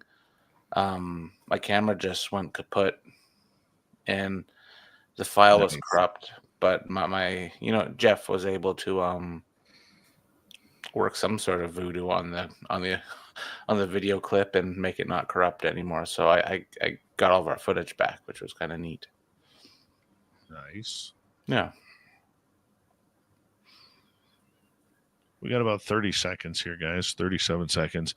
Big thank you tonight to Richard ×2, T-Bone ×2, Deborah Rooney and Jennifer. Very much appreciate the love.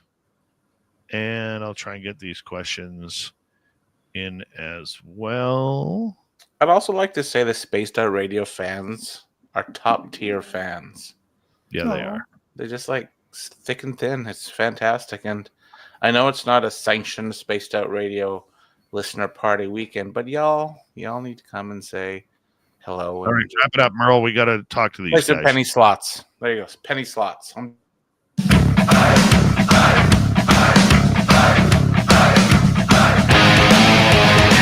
Here we go with the second half of Spaced Out Radio tonight. Good to have you with us. My name is Dave Scott. Love bringing the weird and strange to you each and every night right here on the radio. All right, want to remind all of you that if you missed portions of this show or others, you always can check out our free archives. They're always free at YouTube. Just type in Spaced Out Radio, or on any major podcast network. Our website, spacedoutradio.com. We have a plethora of features for you. Rock out to Bumblefoot, read the news wire, check out our swag as well. Follow us on X at Spaced Out Radio, Instagram at Spaced Out Radio Show, and on Patreon in the Space Travelers Club. Here we go. We got our main man, Merle. A Merling we will go for the final half hour of Ghosts of the Great White North, as Merle comes in with his good friend Lou from Washington State, paranormal supernatural researcher.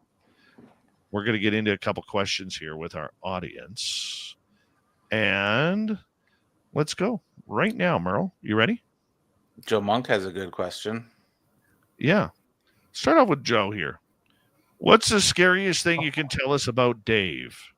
Well, Dave, I'm giving you one opportunity now to e-transfer me money. No, I'm kidding. Have you ever shared a hotel room with this guy, Joe? I have never heard somebody snore so loud. That's what's scary about Dave. Other than that, he's a good guy. That would probably be the scariest thing for me, because I'd have to check his pulse. No, dude, I'm with the CPAP now. When we share a hotel room in Vegas, that's not going to happen. No. I got my CPAP. I'm not snoring anymore. And he talks in his sleep. That was kind of cute. I don't talk in my sleep anymore. 100% you do, dude. Not anymore. Not since I went to my CPAP. Now, if I don't have my CPAP on, yeah, I talk in my sleep. I drool. I snore. Absolutely. I've got some pretty good videos I could send you, Joe. Oh, dude, I was there. I know. I'm not even denying it. But you haven't bunked up with me since I got my CPAP, man. I'm silent as a lamb. Good. Okay. But seriously, are there any spooky stories? Let's get to the real story here.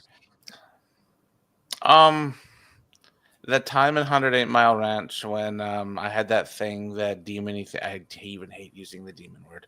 When I had that dark thing follow me home when you came in that night, and it was really terrifying to see the havoc, whatever that entity was doing on everyone that night. And you were getting heavily affected by it as well. That's something. That's the one I grabbed. Yeah. I often block that out of my head, but yeah, that was wicked.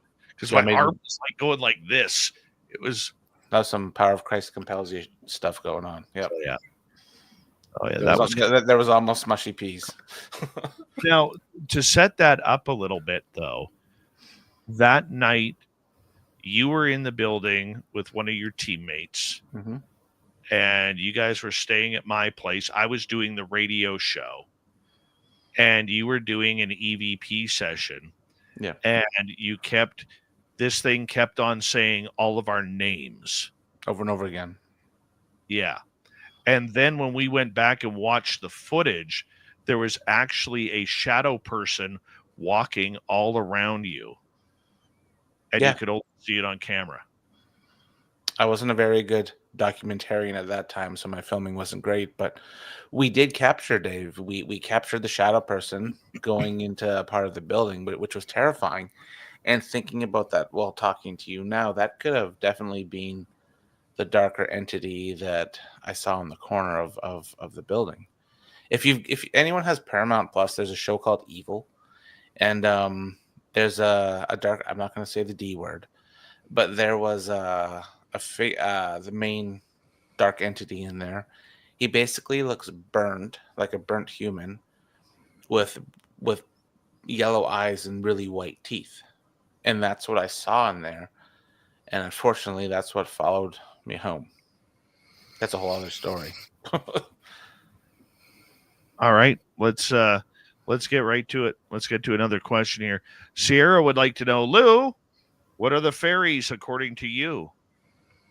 Ooh, I think they could be a couple different things. I think it depends on what kind of fairy you're talking about. Like if we're thinking about like a little pixie with wings, I think that's a very specific thing. And I think there are also like spirits that watch your house. I think they're nature spirits, generally speaking. So I think they watch specific things or just like they live in the specific areas. Like, so gnomes, like little trolls, like whatever, like name your fairy, but they all kind of like live in a domain of something in nature. And then they also like could live with in your house with you or a part of your house. I don't think they get connected to a person though. I think they just are very settled where they're at and they like the home base type situation. Yeah. All right. I've never been asked that before. Sierra is asking, why is the planet not packed with ghosts considering the number of people and animals that have died before this generation? Oh, it is. It is packed with ghosts. That's what I think. I agree. I think it is, but I also think they cross over at some point. But there's a lot of energy, and that's actually that's actually a good conversation that Sierra brings up is where does all of that energy and where does the number of people and animals go throughout the years? Do they go upstairs? Do they go downstairs? Or are they reincarnated? Those are three heavy topics that you They're could have a heavy whole show on. topics. Yeah. I've always wondered if they're amalgamated on Earth somehow too, Yeah. into another spiritual type thing. You know. But I've captured animal spirits before. I've literally captured pigs oinking in a ghost town by the old butcher. It was kind of neat. Yeah, I've seen my cat, the spirit of my deceased cat, just like run across the room. What's your thoughts on it, Dave? I don't have any right now. Fair. It's a heavy question. That's hard like the whole show.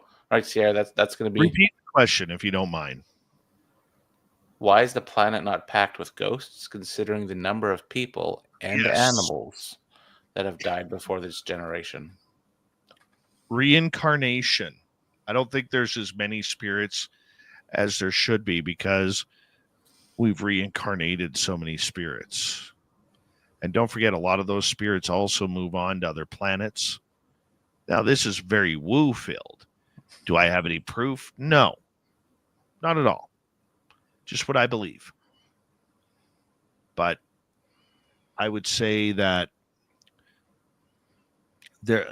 we don't know what a ghost is. I think that's first and foremost. We don't know what a ghost is. And I used to be adamant a ghost is a dead person.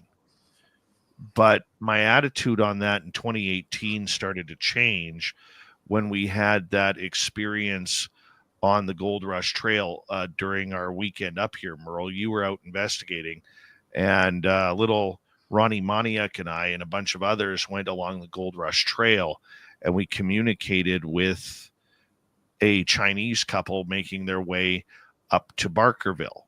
And they were spirits, but they wouldn't move off the trail.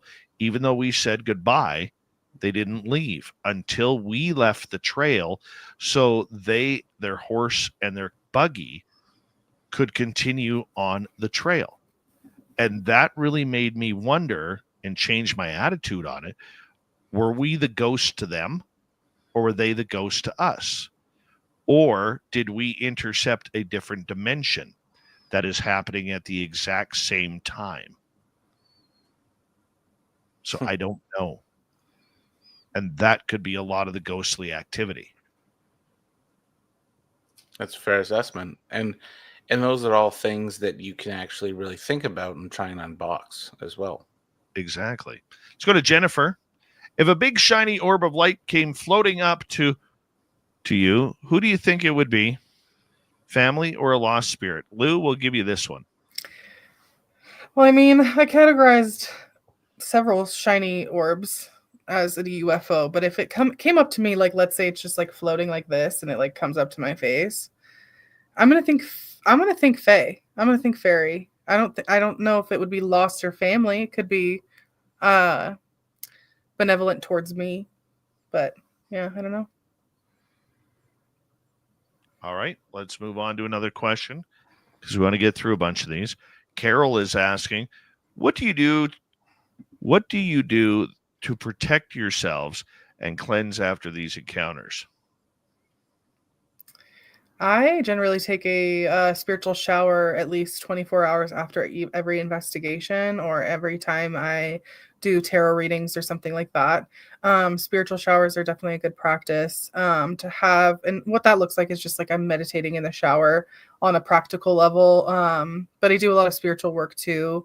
And I generally light some incense and cleanse my materials. So like if I have tarot cards or my spirit box, I'll cleanse them with just an incense really quick. I don't actually do too much because I don't like to say like hey or bye to the spirits. I'm kind of like an open invitation as a psychic medium. I do say that I have office hours. That's my like basis of spiritual, like Your boundary. Yeah, my boundary is like come to my office hours. I'll meet you there. Mm-hmm. And that seems to work for now. If I need to change it, I will. I like it. I could chime in on that one. I smudge after a lot of my investigations because that's my belief, the more indigenous side of things. To protect myself, I used to go in heavy with fire agate, onyx, usually a rose quartz. But I find if I'm trying to, I might get hate for this, but if I if I find that I'm trying to research and document the paranormal, I have to go in a little more unprotected. Because if you're going in with a pocket full of your beliefs or a cross or whatever you lean on, you tend to not get the activity or the interactions you're looking for, because your items are doing its job. It's warding off the ghostly energies. So I get in trouble a lot with some of my peers where I'll go in. I'm respectful all the time, but I'll go in not having any protection because I'll lean on fixing myself after the fact because I'm trying to get the research and what we all do. I'm not just there for the hunt, so to speak. I love it. All right, let's move on, guys. Go to Jay here. Where did you see this mysterious woman in white last summer with Dave? And do you have the video of her ready for showing yet? Where can I visit and seek her out? That would be Flight 21. Where did you see? Yeah, so that was, why did I sing that? But so when Dave and I were investigating Flight 21, Dave dropped me off first. So he had his Jeep and we unloaded a bunch of gear, and he was basically our taxi of the investigators and all of our tents, our equipment, and whatever. And while I was waiting for Dave to come back, I went walking towards the plane crash site, and I saw a lady looked confused in like a white gown, just looking at the ground, walking around. And it scared me and confused me because the only way in and out was where we were. And there were no ATVs, there were no other vehicles up there. We're remote, and we're like in bear country. And yeah, when will that video be seen? That's something Dave and I are discussing currently. Yeah, which reminds me, I need another trailer for that. Yep. Dated one. I need that. Gotta send that to somebody. Let's go to Luna. What is your defining burning bush moment that internally told you to follow your calling to chase after your paranormal endeavors? One epiphany that sticks out to you from your memory. Lou, let's start with you. Yeah, so it's really personal and kind of vulnerable, but I guess I'll tell it as best I can without telling the full truth. But I was spiritually approached by a figure who cloaked themselves as if they were death itself. And they showed me a doorway, and I don't remember what I saw through that doorway. But I got the feeling that it meant dying, and death was giving me a choice between death and life. And death was giving me the choice that if I were to choose life, that death would help me in life. And that's kind of how I take the beginning of my psychic mediumship is, hey, what's up, death? But then I also just, during that whole experience, every time death addressed me, they would say, hey, little drummer boy. That's what death would call me. It wouldn't say my name, but it would be like, hey, there's a little drummer boy. And I thought it was cute. So I was like, huh. Well, yeah, that's my burning bush moment. If I could say I had one, it's ontologically shocking, but also cathartic to talk about. So Mine would have been later in my paranormal investigating career that I was on the right path and trying to do right. So with my job, I see a lot of dead people, like real ones, not the ghosts. What on certain types of files that I go on, I'll just call it that. And I was at one where we were at a property, and unfortunately, he was in his bed, deceased. We won't get into details about that, but I did what I needed to do with my partner when we were there, and then we left. And no matter what I see at work during the day, I always come home and say I had a fantastic day, because you just leave things at work. And that night, coincidentally, I had a paranormal investigation. And I arrive, and my friend who's a medium goes, "Who'd you bring with you? I thought it's just you, me, and so-and-so." I'm like, "What are you talking about? It's just me in my truck here." And he's like, "No, you brought a man that..." And he described the man so clear that he explained the color of the clothing he was wearing, everything. And he was like, and what really stuck out for me, and I still think about it when I go to these type of files, is that man was really upset at you, and he thought you were robbing his house. And he wants to make sure you know how mad he is at you. I'm like, "What do you mean robbing a house?" I'm like, "Oh, okay, I get it." Because I'd already left that out of my head. So when I go to these type of files now, I always preach about respect, and this is one of the reasons why. Is, I guess, if someone came into my house and had to take things or whatever, when my spirit was still there, I would be upset. So sometimes other people will look at me funny, but I'll, under my breath, say, "Hi, my name is so and so, and I'm here just to help you, or help whatever, and explain what I'm doing." And I have found since I do that, I don't get these attachments anymore. And it was my burning bush moment of just, it's real. It's real, and I take it as my job to try and communicate and share their story. And I adjusted my investigation techniques all after this little fruition. Yeah. All right, let's move on to another question here. Let's go to T-Bone. Lou, have you ever had to deal with attachments? Yeah, I had one that showed up pretty vampirically. I was reading a book about psychic self-defense, and after he had seen that UFO out at the lake,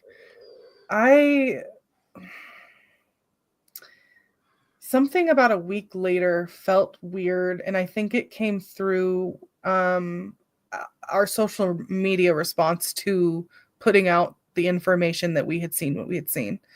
And I started trying to think about who, like, it was like an evil eye type situation. It wasn't just like any old attachment. It was like somebody had sent it towards me, and it was acting vampiric. I won't elaborate because it's kind of weird, but it scared me so bad. There is still garlic outside, Oh, like my front door, because I was like, I'm not, no. You don't just get to come in my house. Like this place is protected by me because I am a very protective person, but also by my spirits. And like when you mess with me, you mess with them, and they don't like that either. And so I had a tarot reading around the same time, and the tarot reader had said something along the lines of like, that person is gonna laugh that they ever messed with you. And I was like, they bet they're gonna. interesting. So yeah. Love it. Love it. All right, we got 3.5 minutes. Let's go to Sweet Tony D in the UK. Good morning, Tony. What are all your thoughts about plasma being another non-human, non-biological life form living in the upper astrosphere, hypothesized by academics recently? I heard Boy, something that's about a it. topic. I heard something about it, but I didn't read into it. I don't understand 50% of those words. Yeah, I'm not a scientist. I'm a woo master. I'm a master in woo. Sorry, Tony. Go to T-Bone. Merle, have you ever investigated the old New Westminster, British Columbia High School and what lies beneath? No, but I know people that have, and I'm jealous they have because it's one of the most active locations in the Lower Mainland. There's a team I know that I talk to quite a bit that have a tie that can get us in there. So hopefully sooner than later, I can get into that school because apparently there's a lot of paranormal activity in there. Thank you, Under Merler. Let's go to Lunico. What film, in your opinion, captures the sheer fright and experience of the paranormal? A scene that makes your skin crawl. Merle, you want to take that? Yeah, I'm a horror movie snob. If y'all want to watch a really, really, really good found footage film, this is your homework from now till next Ghost of the Great White North session. Watch Hell House LLC. Yeah, that's my jam. That movie, I think it's terrifying. I'm a big found footage guy, and what makes my skin crawl about that one is, number one, the way it's filmed. Number two, you see things happen in the wide shots where the characters in the movie don't sense it. So your stress levels spike because you're like telling the characters to turn around, man.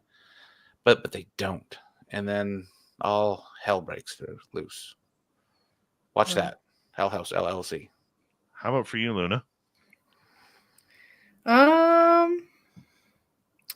It's so funny because I don't actually think the paranormal is that scary. So I go with Hellier because Hellier showed me how scary it was, and then I was like, oh, I can deal with that.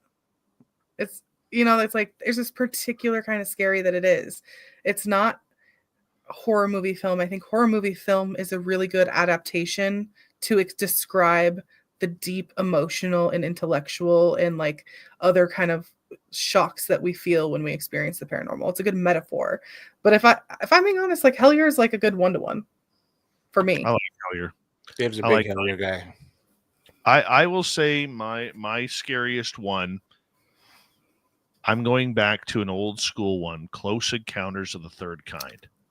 Fair. When Bobby, the little boy, gets taken, and you see him look through the dog door, and all of a sudden, or the door rather, pardon me, not the dog door, the door, and all of a sudden he gets grabbed and taken.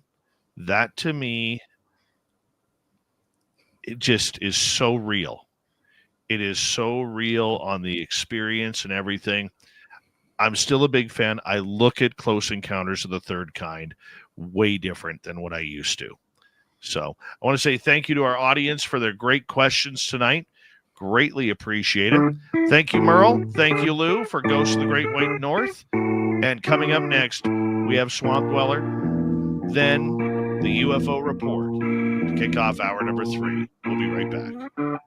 You're listening to Spaced Out Radio with your host, Dave Scott.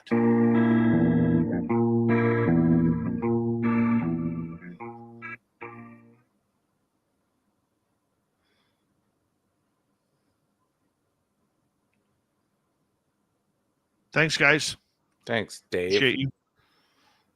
Thanks, Yes. Lou. That was a really fun show. That actually absolutely flew by, and we didn't even talk about everything, but it was fun. There's always a next time. How'd you like the Absolutely. Undermerler? I like the Undermerler. I like how we've kept up to the wrestling names the past 2 months here. Yeah, that was good. Yep. All right, guys. Merle, I'll call you tomorrow. Sounds good. All right. Bye, Lou. Nice meeting you. Bye. Bye. I'll be right back, everybody.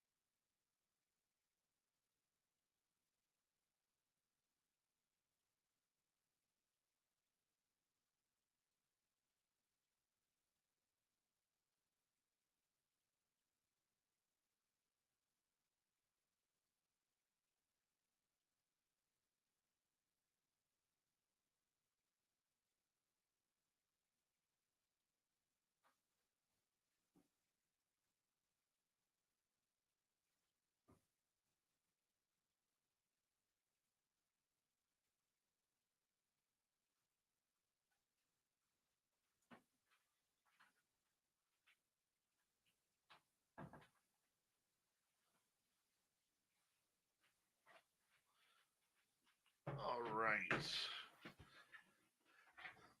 Grandizer, are you still here? I'm just curious because your comments about podcasts and stuff I found very interesting, and I wanted to make a comment on that. But if you're gone, I'm not going to make a comment.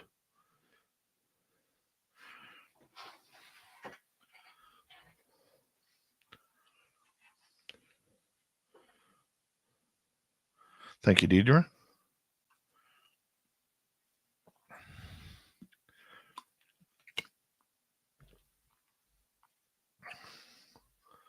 All right, we got just over a minute to go.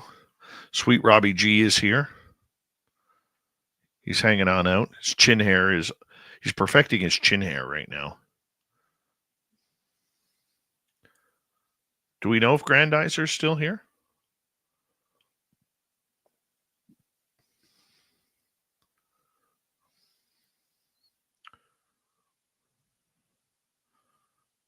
I think Lou has a number of lawyers, Sierra.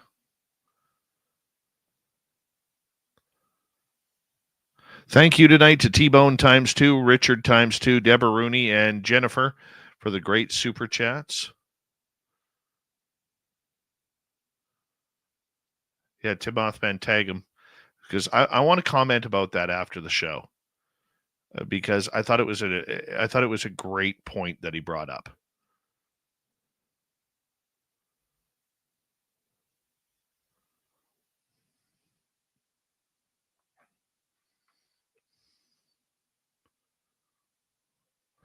All right, guys, we got about 5 seconds. Sweets, Swamp Dwellers, about 4.5 minutes.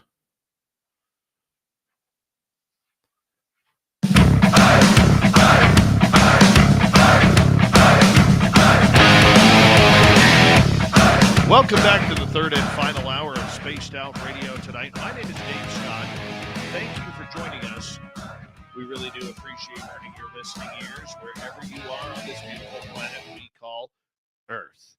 Hello to everyone listening in on our terrestrial affiliates around North America, digitally on every major podcast network. Our website, spacedoutradio.com. We have a plethora of features for you. Rock out to Bumblefoot, read the news wire, check out our swag as well. Follow us on X at Spaced Out Radio, Instagram at Spaced Out Radio Show, and on Patreon in the Space Travelers Club. The Desert Clam has set the password for tonight in the SOR Space Travelers Club. What do you got for us, Clam? Rebelasian. Rebelasian is your password. Use it wisely, Space Travelers, as the Clam sets the password each and every night right here on Spaced Out Radio. Let's head to the swamp. Hello and welcome to Spaced Out Radio's Swamp. I'm Swamp Dweller, and tonight I'm going to take you on a mystic journey of the unknown, sharing tales of monsters, legends, and nightmares. Welcome to the Spaced Out Radio Swamp. I was in my last year before retiring from the Army, and was going through a pretty bad divorce. My soon-to-be ex returned to Texas with my 2 girls, and I planned to move closer to them once my retirement was official. I rented a small 2-bedroom apartment in Tennessee in a small town called Indian Mound. Indian Mound was wet. One night I came home around 1 in the morning from a concert in Nashville. It was early spring, and it was somewhat foggy out. The driveway dipped down, and the house was about an 1/8 mile from the road. As I pulled in, I saw a huge black dog standing in the front yard, and it looked like a black lab or a lab mixed breed. It stood with its head up, and its tail straight up. It was fixated on me. I slowly pulled my car up, unsure of what to do next. When it turned and ran into the swamp, I didn't think much of it and went inside. Over the following few months, things started happening at night. I would always wake up around 3 or so in the morning, thinking I heard voices outside my window. And sometimes it sounded like someone or a couple of people were whispering to each other, but I couldn't quite understand what they were saying. Sometimes I would hear footsteps and movement outside. I thought it was maybe a deer or some sort of dog, or perhaps even the dog I saw earlier. But when I looked out, I saw absolutely nothing. This type of stuff continued for months. One night, I woke up to a noise and saw it was 2:57. A bright white light shone through the porch glass doors. I ran out into the kitchen and looked through the small sink window, and it looked like someone was out in the swamp shining a spotlight. It was one of those high-powered lights used in search and rescue. It was blinding and lit up the entire kitchen. I opened the back doors and ran onto the porch. I was yelling that I was calling the cops and to get out of here. The light suddenly went out, and I heard someone moving away from the house through the swamp. The cops eventually came out, took a report, and told me to keep my doors locked and to call if anyone else came around or if anything else happened. I was hyper vigilant from that day on, and sometimes I still am. I checked behind me when I was coming and going, and always slept with the shades drawn and doors locked. The footsteps around the house continued, and some nights I thought I could hear a dog panting outside my window, although I never found tracks or any signs of an animal in the morning. Things eventually did die down after a while, and I was about 3 months away from the end of my lease. I woke up around 3 in the morning, scared out of my mind. Not really knowing why, honestly. I was sleeping fairly well and heard a woman calling my name in my dream out of nowhere. I opened my eyes and realized it was just a nightmare when I heard the voice call my name again, clear as day. I shot up out of my bed and turned on the lights. I checked in the closet and under the bed and every which way, every nook and cranny of the house. I opened the bedroom door and listened out in the hallway. I couldn't hear anything and was about to cut the lights and return to bed when someone started pounding on my front door. I nearly jumped out of my skin. It was like someone was bashing the door with a sledgehammer. I yelled out that I had a gun and to get the hell off my property. I said I would call the cops and I'll blow your freaking head off before they get here. The pounding stopped. Cops came out again and took another report, but there was no visible damage to the door or footprints around the property. It all just stopped after that. I did actually buy a 9mm, but the rest of my time renting there was actually very peaceful. I'm back in Texas now, in an apartment complex in the suburbs, but I really don't mind. The backwoods of Tennessee were a creepy place. Thank you to Swamp Dweller for another great story. Just like that. If you want more, head on over to his YouTube channel. Just type in Swamp Dweller. He's got thousands of stories free for you to listen to right after this show. Let's go to the UFO report. That is an interplanetary flying space saucer.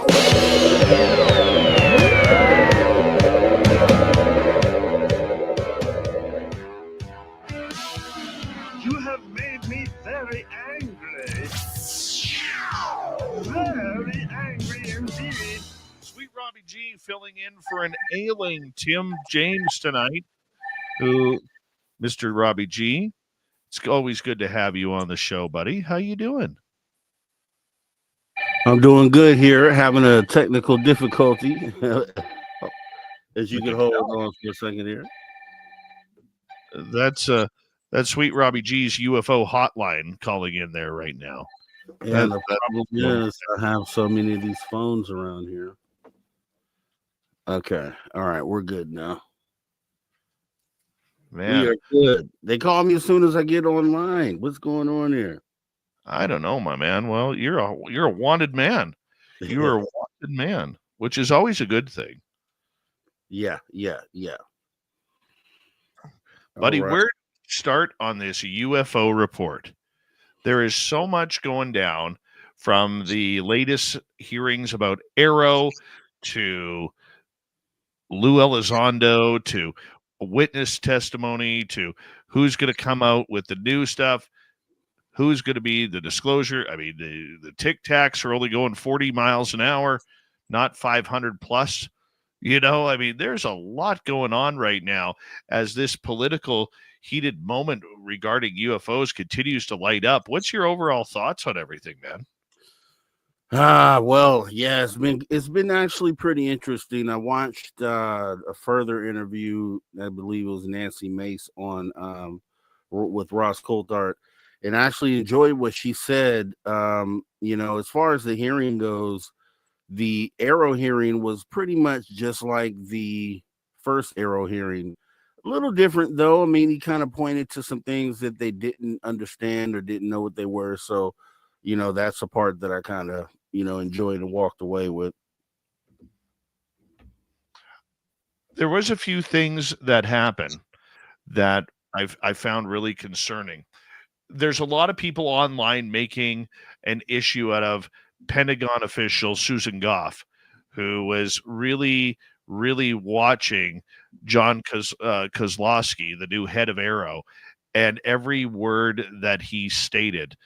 And it seemed like she was just, looking at him with the beady eyes. And I know you don't like this, but I'm going to say it this way.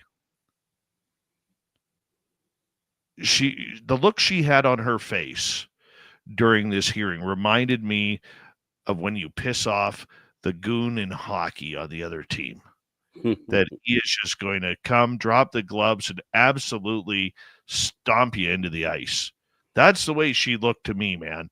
Like, I was intimidated just looking at that photo, man. Yeah, and you had to use a hockey term, man. You just couldn't help yourself, but that's okay. Yeah, of course she's gonna look at him like that because she has the canned answer, the canned response. So his testimony has to stay within those bounds. It has to line up with the canned response that they're gonna give to the news outlets here pretty soon. One thing that caught me off guard as well was the fact that Dr. John Kozlowski, the head of Arrow, refused to go under oath. Did you hear that? No, didn't hear that. What's that all about? He refused to testify under oath. So none of that was under oath? Anything he said was not under oath. Wow. Okay. So that, for me, that says, obviously he knows that he's not telling the truth. Is that where we're going with it? You think he just knows he's not telling the truth, which is why he doesn't take the oath? I think it's because he knew that he could perjure himself. Mm. And you don't want to do that in front of Congress. That's not only a firing, but jail time. Yeah. And why do that? I mean, my feelings on it, Rob, is that he needs to be under oath. The American public that you are in and the world public that I am in have a right to know what the secrets being held are. Especially for our great American listeners out there, where this is your taxpayers' dollars going into these programs. And we're not just talking, people, about $1 million or $2 here. We're not even talking $1 billion or $2. We're talking up to trillions of dollars that are unaccounted for by the Pentagon because they have an endless amount of money to spend on these types of programs. Now, we don't know how much funding Arrow is getting. They've never released how much they're paying Arrow, and they may only be getting, $200,000-$300,000 a year to investigate this. We don't know. But when you're not completing your budgets and you failed almost every budget in the history of national defense of the Pentagon, where's the money going? Why are trillions of dollars unaccounted for? Yeah. I hear you, man. I hear you. It's, I don't understand why they had this hearing right after the other hearing. I don't know. Did they think that what the Arrow director was going to say was going to add to the conversation, or what do you think the real purpose of having the hearing so close to this other one was?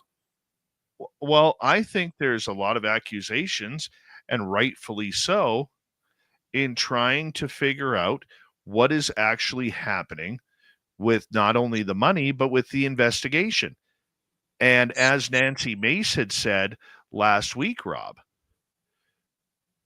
if we are spending money on this only to have them tell us that there's no there, why are we spending money on it?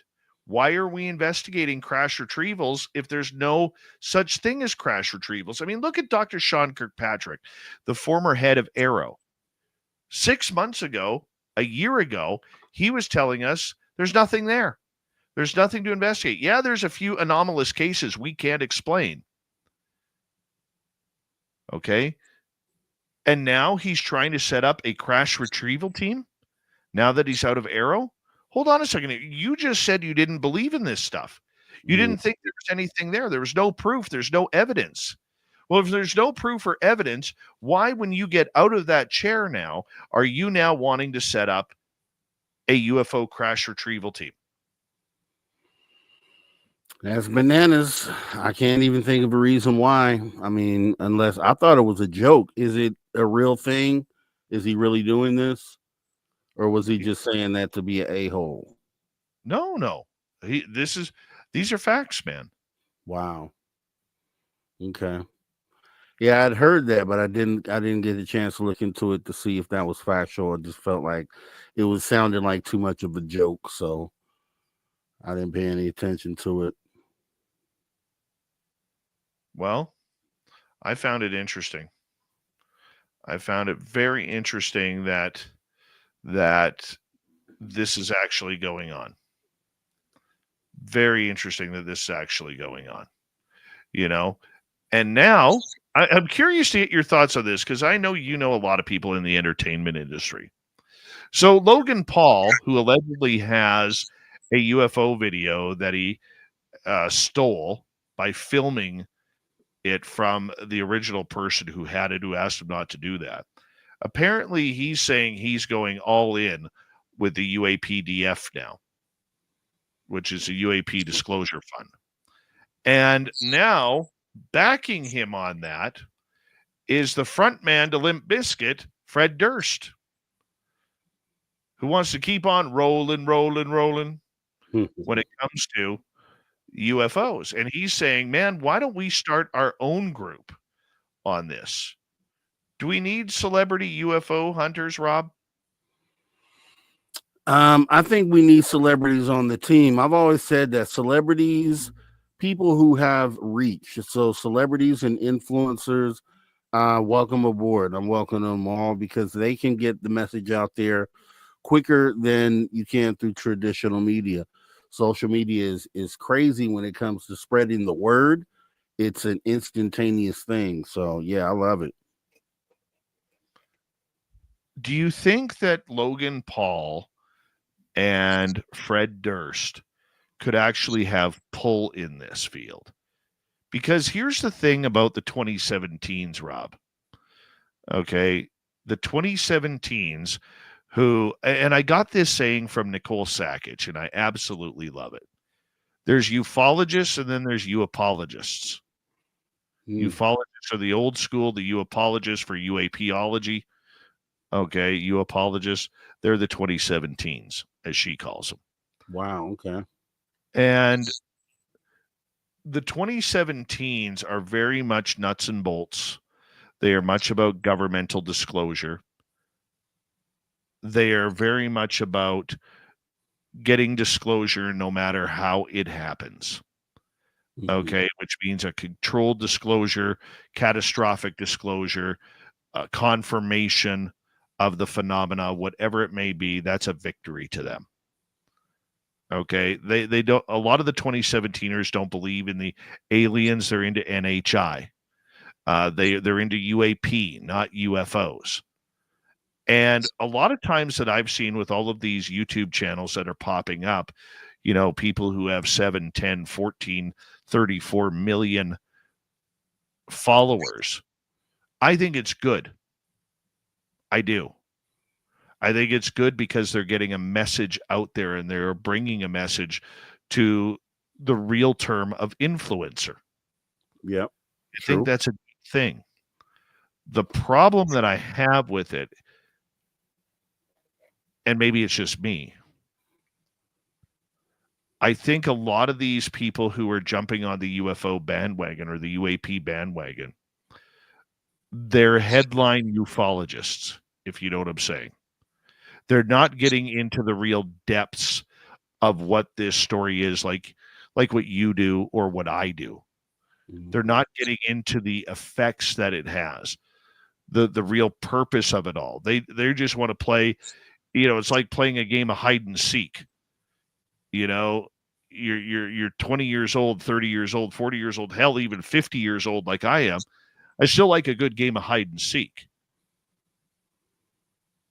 But I don't think they are digging into it. I think they are covering this topic a lot of times because of the hits they get on it. Anything UFO drives ratings. It drives viewership, Right. listenership. You know that. We know that. And I think that's why they're doing it. I don't think they're fully comprehending outside of names like Lou Elizondo or Chris Mellon or Jeremy Corbell, all the popular, what we would call A-listers in this field. I don't think they're comprehending that there is way more to this subject than just what these guys are saying. Your thoughts? Well, I don't know, because I think that it's been made apparent that a lot of we've caught, influencers or people that we consider to be at a higher level watching shows like ours. So, and following us on social media. So I think they know that YouTube or a place like YouTube is going to be where you go and kind of dig into researching to get, so I feel like a lot of these influencers are actually experiencers themselves just to start. So they already have confirmation or, disclosure for themselves. In a lot of cases, they're on these private jets all the time. They're always up in the sky. They see these things, and you see more and more celebrities or people with names of note are, coming in and saying they've seen things. So I think it's just going to be a wave, and it's of course, when it comes to views, that's kind of what matters most of social media. But I think knowing that this thing is real is going to be what drives these influencers to cover this story. They won't be able to stop it then, because you don't have the rules of traditional media at that point. So I can't wait. Oh, I totally agree with you. I think that it's great that more people are covering this story. The question is, are they covering it properly? That I'm having it for you. Are they getting into the experiencers? Are they getting into, I mean, let's take out the big names. So if I'm new to this topic and I do a quick glance over it, and I know I'm playing devil's advocate here against you here, okay? And for our audience. Yeah. But I look at it, they know who Travis Walton is because of Fire in the Sky. They're going to know who Betty and Barney Hill are. They're going to know who Chris Bledsoe is, or the late Calvin Parker. They're going to know that. They're going to know who Elizondo is. They're going to know who Chris Mellon is. Like I said earlier, they're going to know the names of it. And now with all the politicians coming on, whether it's Tim Burchett, whether it's Nancy Mace, whether it's Anna Paulina Luna, or anybody else who is representing this topic in DC, they're going to know who they are. They're going to know who George Knapp is. They're going to know who Jeremy Corbell is, Ross Coulthart, even Chris Sharp from the Liberation Times. They're going to know those names. Mm-hmm. Do they know the story? Do they know the background? Or are they just headlining it, which is still a good thing for their audience? That's what I mean. So I don't expect them to be able to be the the keynote speakers, and then also have all of the knowledge. As far as like them being influencers, I just expect them to open the door for others, for them to come in and discover the rest of the story, which is down here on our level, and the experiencer level as well. So as long as you can pique the interest and then drive them in a certain direction, you don't have to give them all the facts and everything. Just kind of just let them know, hey, this is real. I saw this. This was crazy. Sweet Robbie G, we continue with the UFO report right after this. This is Spaced Out Radio and your host, Dave Scott.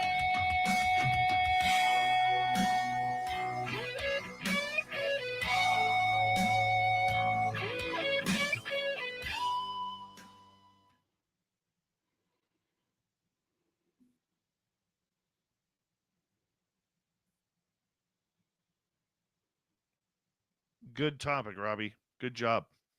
Yeah. I'm in here trying to get used to this setup because now this computer is way over here to the left. So I'm not normally seeing what's going on screen. So I got to make some adjustments here. Works for me.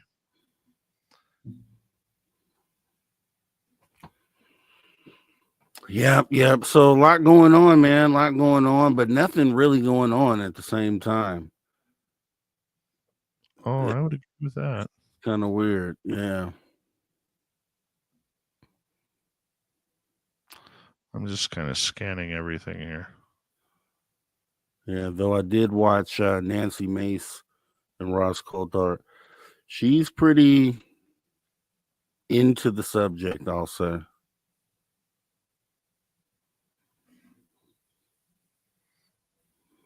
Come at me, bro.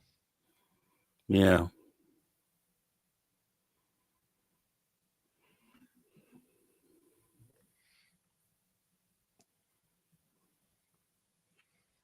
We might have to make "Come at me, bro" t-shirts.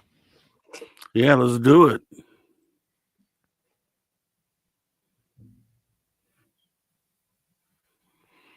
Let's do it. So I missed your guest. Who you have, Merle today? Yeah, it was Merle. Okay. And our special guest, Lou. Oh, Merle.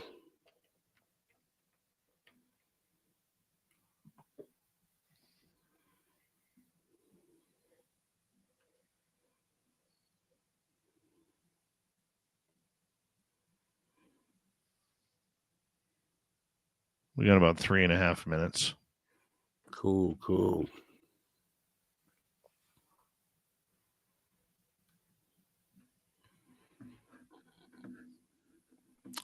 Yeah, Brown Dwarf has a good idea. It says breakfast for dinner shirts with the waffle on there. That's good, Brown Dwarf. I like that. Yeah, we're gonna have to do it. We're gonna have to do a new run on them, on t-shirts.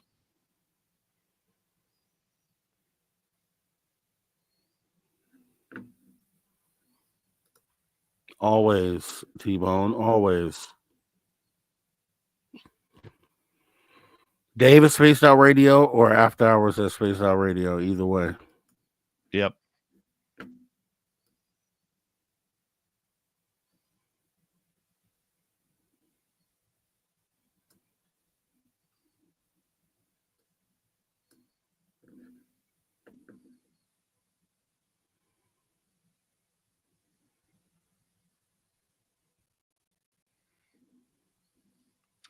Two minutes here. Sorry if I'm quiet. I'm just kind of looking at some stuff here.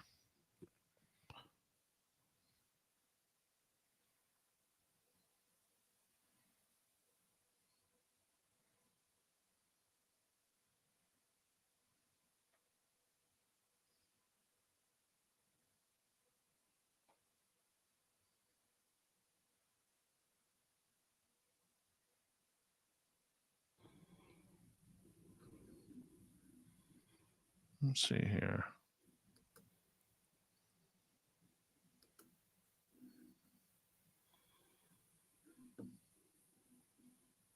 "90 seconds, buddy." Yeah, just tag the question for you to start it. So if you wanted to address it before the break is over or not. Yeah, we'll bring that one up. We'll get into that.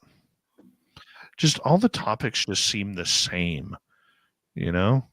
That's I shouldn't say that, but I mean, that's what it feels like right now. Yeah, that's the problem when you get into, hoping that something new will come from the political side of this. It just gets you in a circle of nothingness where you waste a lot of time, and it's kind of what you're feeling. We need some ground roots news is what we need.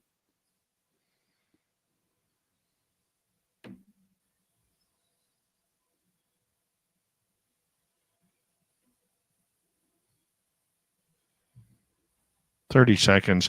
Big thank you to Jennifer, Richard ×2, T-Bone ×2, and Deborah Rooney for the wonderful, lovely super chats. We greatly appreciate that. If you have any questions for Rob and I, put them in capital letters. Good time to do that right now.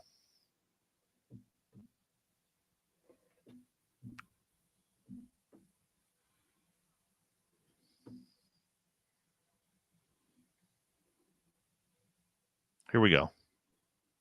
Like 7 seconds.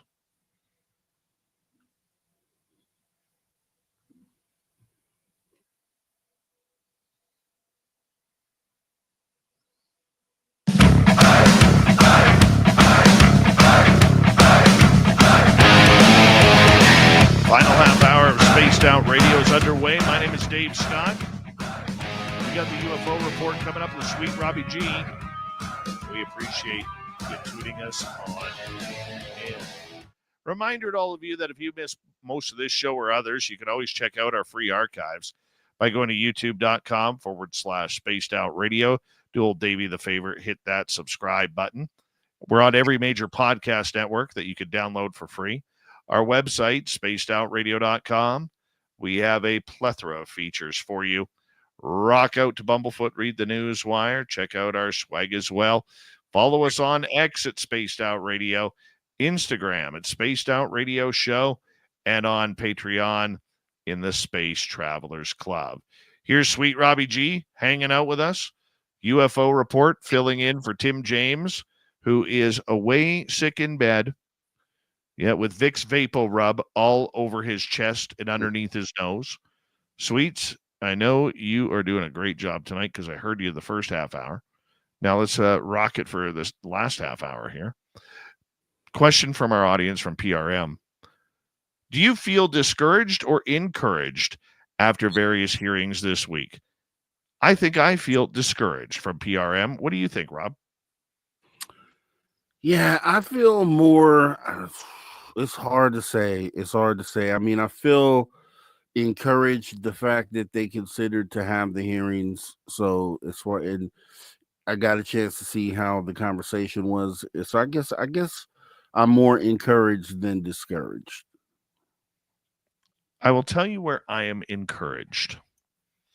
I'm encouraged by the line of questioning that has been happening in the two back-to-back hearings. Congress is getting pissed off. The Senate is getting upset because nobody is answering their questions with any validity or any answers. They're all dodging questions. I can't say that due to my NDA. I can't say that because I would need to repeat it in a skiff. I can't say that in public. I'm not under sworn testimony, whatever it may be. All right. Or let's raise money for NASA because I don't know why I'm here. Thank you, Mike Gold. Pretty much. As Lena Luna put it,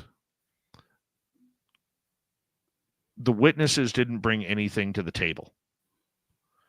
They did not bring anything to the table at all.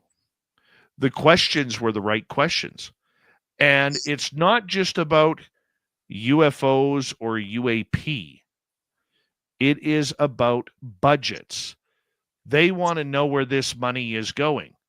And if the Pentagon is denying that this exists, why are we spending taxpayers' money on it? That's a good question. All right. With Arrow that hasn't found anything, and you have Dr. John Kozlowski repeating everything verbatim that the other guy put out there. Yeah. That's a problem. Yeah, verbatim. It sounded like I was listening to the same old here. I was giving him, I was optimistic though. I was like, okay, he's gonna be different. He's gonna, because I've heard things about him. I've heard he's supposedly has a different outlook on how we should be approaching investigating UFOs. And he just didn't. He sounded just like Kirkpatrick, like he's reading the script. And that's probably more likely than two people to think exactly the same. That's where I'll start. It's very likely that that's a script that they're going by versus that's both of their independent thoughts. I can understand where you're going with that. I do understand where you're going with that. I think you're on the right track. But at some point, they have to bring people up there who can actually answer questions. If you're going to hold a public hearing, the purpose of holding a public hearing is for people to actually answer questions truthfully so that their fellow citizens can hear what they have to say. And if you're going to play the dodge and weave game, what are we doing here? And that's exactly what Mace said. That's exactly what Anna Paulina Luna said. And they're right.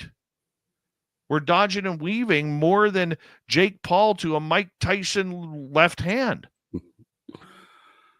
True. And I think what we need more of, truthfully, is because they could probe and ask questions all they want. They can do this over time to different individuals, but what is it ever really going to how is it really ever going to move the needle? I kind of think we need to know what it is they do as far as the Congress. What do they do with the information once they have it? Like, is there something that we can set up where we can know what the results of their inquiries are, or where do we get them to tell us what it is that they've done in the interim? You know what I mean? Oh, I agree with you. I agree with you. But if Congress isn't getting the answers, how are they going to expect to move the ball forward? They can't. Okay, if we go back to the original hearing a week and a bit ago, Lou Elizondo brought nothing to the table. Schellenberger, outside of Immaculate Constellation, lack of a better term, showed his lack of knowledge regarding any other facet of this topic, even though his reports were great. Mike Gold shouldn't even have been there. He reminded me of Cheek Wiggum's son on The Simpsons. I'm Idaho. Okay. Looking at Lou Elizondo's Chandelier ULP. And then Dr. Tim Gallaudet, yeah, he did discuss a little bit about USOs, but he never really got into detail. And I realize the NDA thing, man.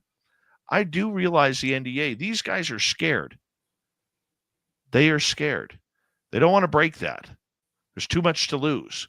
And at times, people in positions like you and me or our audience who's very interested in this, Rob, we tend to forget that they're human beings with mortgages, with bill payments, hydro, cable, internet, retirement savings, car payments, college funds for their kids, maybe grandchildren they need to help out with, health bills. There's a lot of money on the line. I mean, I equate it to being the same way we treat athletes. So let's say it's NFL trade deadline, and you're a fan of the Dallas Cowboys, so I'll use that example. And you're like, hey, man, trade Dak Prescott. And so they trade Dak Prescott over to Atlanta. To us, it's moving that name, that player, but we're forgetting that there's a human being behind that player, okay, that has a family, that has a mortgage, a property, and everything. We think because he makes millions upon millions of dollars a year, that it's part of the game. Well, these guys are not making millions of dollars a year. And they do have a lot to lose, whether it's their retirement fund, their health benefits, never mind Leavenworth. So I think that's a big issue here. Yeah. It's the thing with the congressional hearings. Anytime they're involved, there's the moment where they say we need to talk about this in a skiff. And so for me, just as a viewer, I'm not satisfied with that. However, there should be progress made whenever they do go into these skiffs, because they can ask the questions that they couldn't ask publicly. So my whole thing is that, okay, now you're gathering all this data, all this information from people who choose to come up and testify. Now I would like to know, what are you doing with the information? So where does the next step go? Because otherwise we can have 15, 20 more hearings, and all we'll know is that the person that sat before them told the story before, but we'll never know what happened in the skiffs. So I would like to have some transparency on the congressional level, where now we start seeing, okay, what are you guys doing with the information that we're watching you gather? Like, what are you doing with it? Did you go knock on some doors? Did you what can you tell us about that? Right. So I think that's the new part of the conversation that I think needs to be there. If you were the one in control of the House committee on this subject, who would be your list? Who do you think is out there that you could get the best answers from? It's hard to say, because I would go straight to journalists, because they're the ones digging and talking to people in secret rooms, back rooms, and they're getting information that unless you are being introduced to their source, you're probably not going to gather the anyone else outside of a journalist probably isn't going to have all of that information. So I'd want to pick the brains of journalists, truthfully, unless we had some people that were identified to be directly tied into some of the programs. But once again, we don't have that information, but the journalists do, because these end up being some of their sources. So it's kind of a conundrum. Like, what do you do in a situation like that?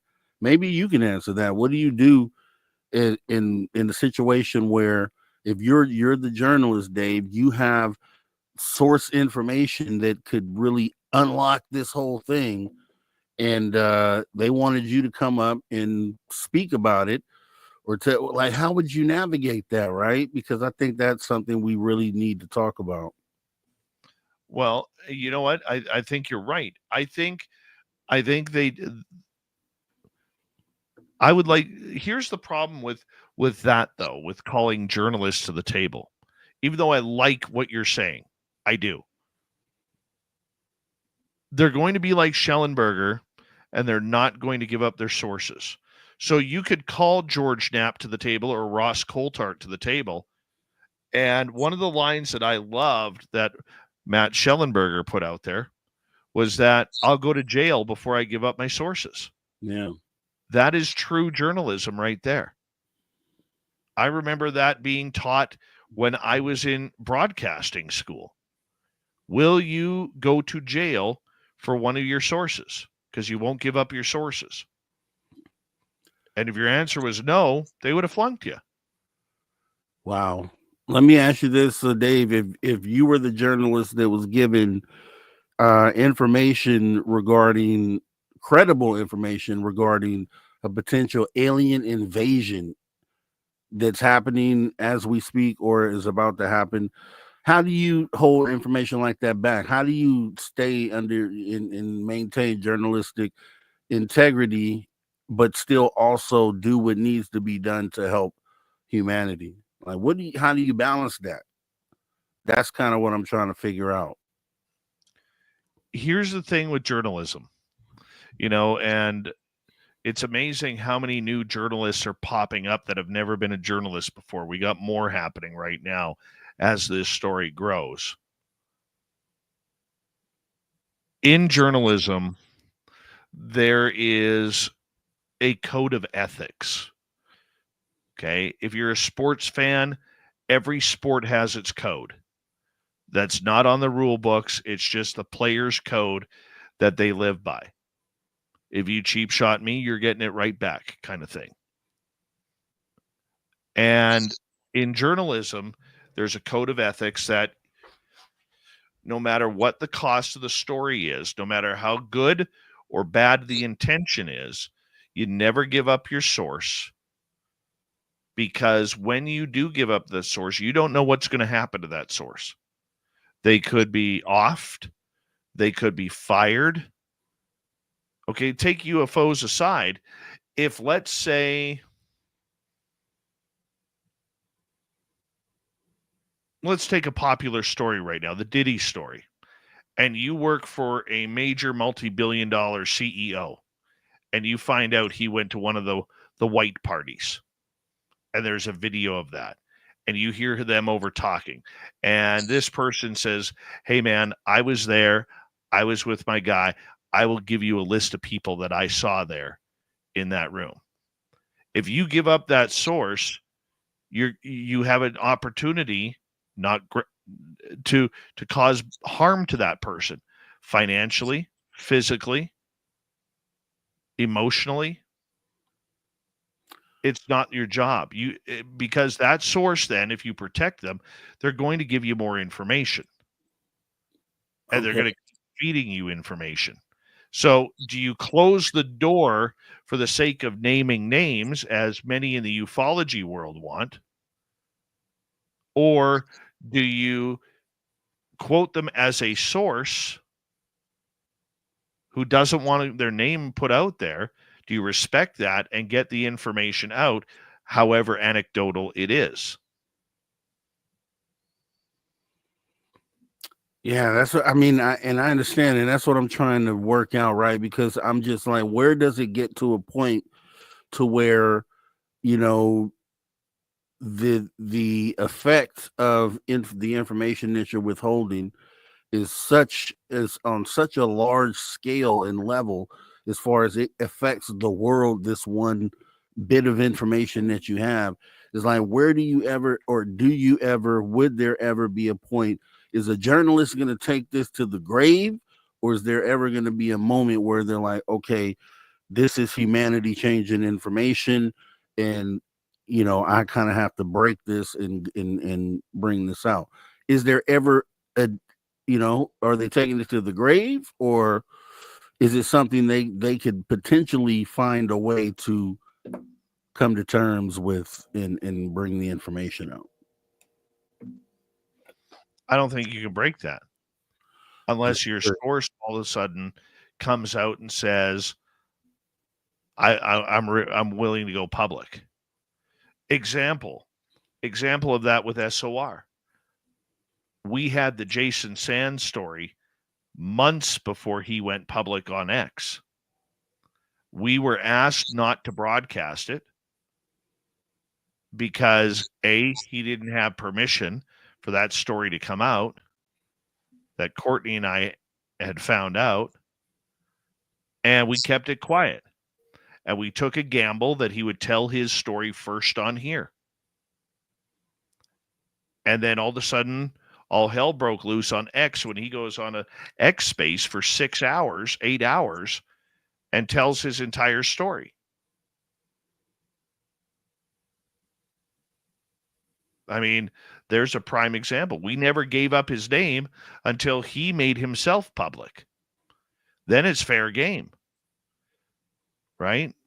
And that's what we try and do with a lot of these people, is try and keep that information quiet, because we want that source to go. Or I've had people approach me, and Rob, as you get more deeper into this, create more sources, they're going to be people who's going to say, hey, Rob, I got this for you. Okay. But A, you didn't get it from me. And B, I need to have an off the record conversation with you, so that way we can talk and I will fill you in on what's going on. Mm-hmm. Would you break that? I'm not saying you, I'm saying in general, I'm asking that. Yeah. Would you all say, Dan Jones, who is my source, who works for the Department of Defense, told me that Mary Smith is the one running the UFO program. Now you got Dan Jones in trouble. So let me ask you this. So, okay, are there ever any cases where you think some leaks may come from some journalists and they're put forward as leaks so as to not technically turn on your source? I have heard Jeremy Corbell has a source. And I've heard this from two different people, that Jeremy Corbell has a source very deep within the Pentagon. And they are still looking to figure out who his source is. Because there is one video that Jeremy has, and I don't think it's come out. Now, this is all, once again, hearsay. But according to my people, Jeremy had a video that he is not supposed to have because it came from an above top secret file. Mm-hmm. And they can't figure out who gave it to him. And many of his other videos have also come from that top secret file. And they don't know who's downloading them to him. Because usually computers can be tracked. And they know how many people, there's a limited amount of people who have access to that. Jeremy's not giving it up. He's not giving anything up. So, and when you get on that level of Jeremy Corbell, love him or hate him, it gets to the point where you're having multiple people help you out now or confirm or deny. And that's where it leads you to the story. But Rob, we got to wrap this thing up in about 20 seconds. So make it quick. No, I was going to, it'll be a question for another time. I'll ask actually after the show tonight. Yeah, we can do that. Sweet Robbie G, I want to say a big thank you for another stimulating conversation. That's what I love about you, man. You always make me think deep. I don't know if I ever make sense when I go on my ramblings, but you always make me think deep, my man. That's good. Appreciate you for Tim tonight. As we say hello, Mr. Ron Bumblefoot Paul, rocking in the background with Little Brother is watching. Bumblefoot is the official music of Spaced Out Radio, rocking us in and out of every single show. Get your horns up for the guitar god himself. Special thanks to everybody listening in at work, at home, in your cars, wherever you may be. Thank you to everyone in our chat rooms tonight. YouTube, Twitch, Facebook, Spreaker, LinkedIn, Space Travelers Club, and on X, hashtag Spaced Out Radio. I know you're out there somewhere. Remember, this show is copyright by Spaced Out Radio and SOR Media Ventures Limited. Thank you so much for choosing to share your YouTube with us. Because together, my friend, make a mistake. We're watching. Leo tonight, Mr. Bumblefoot. We need a favor. We need you to take us home.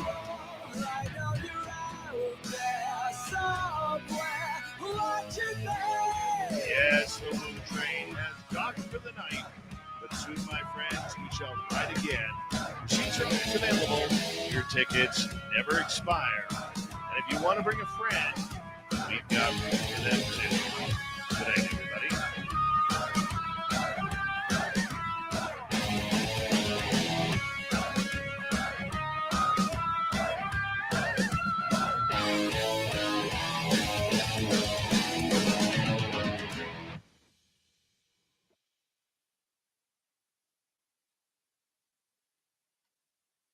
There we go.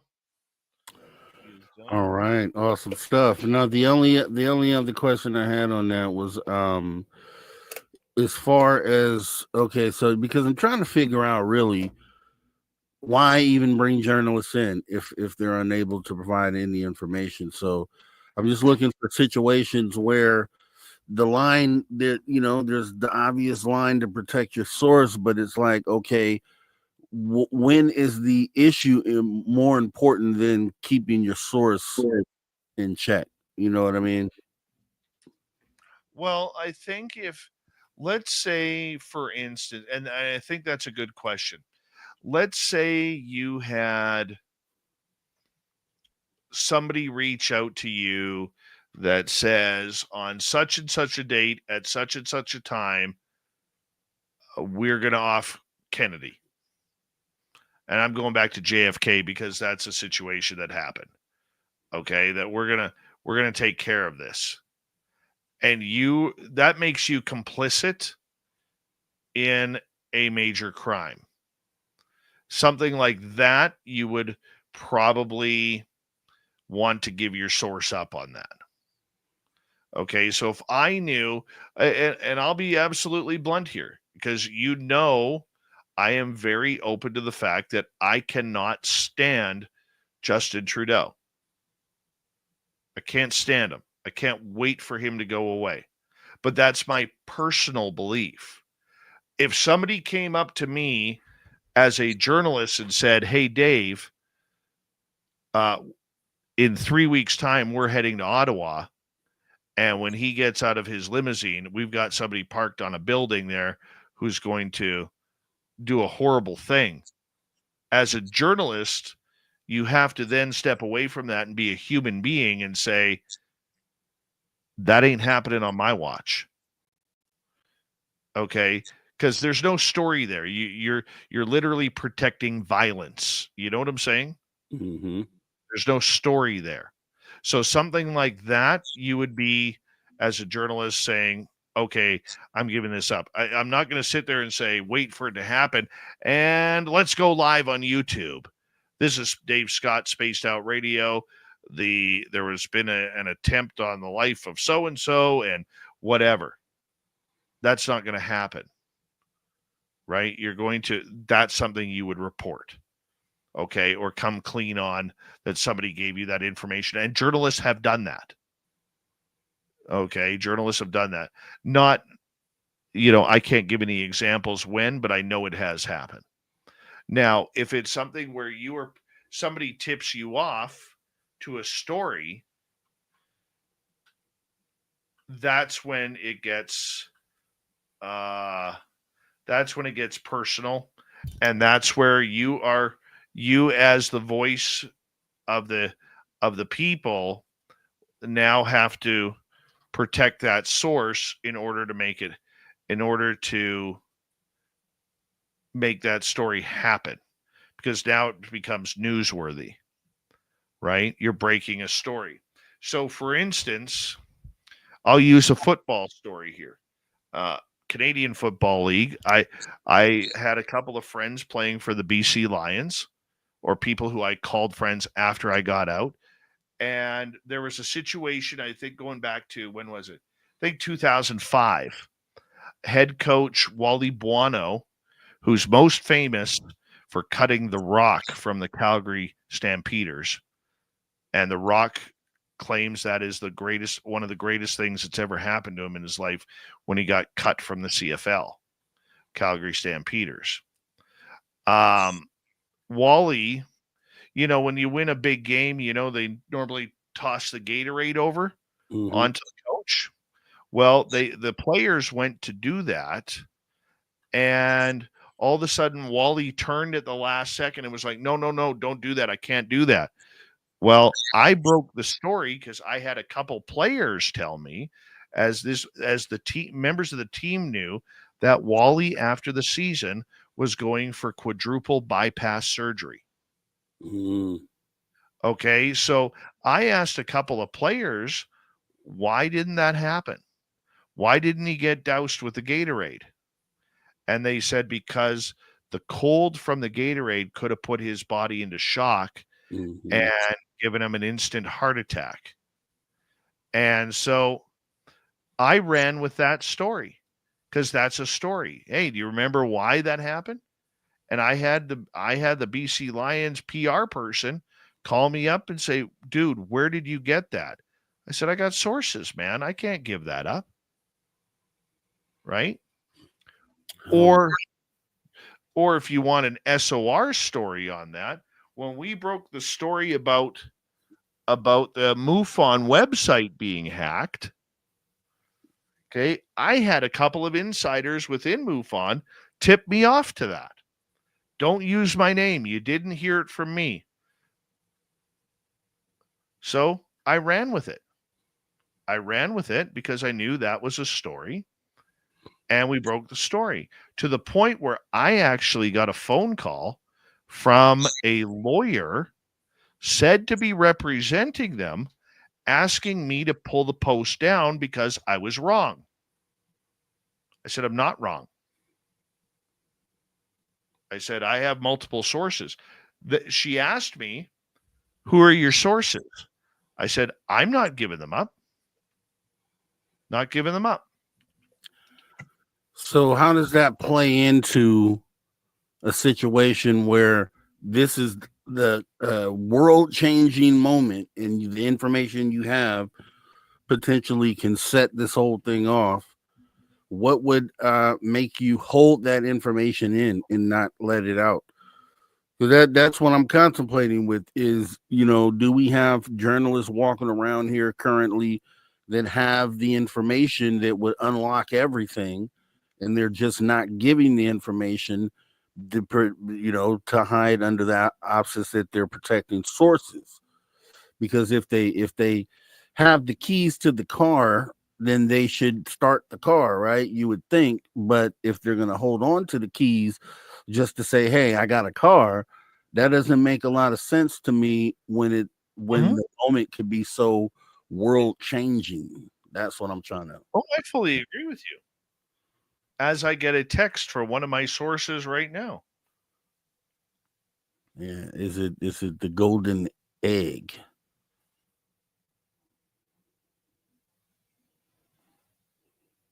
I don't know what happened. Dave got kicked out the studio. It's just me.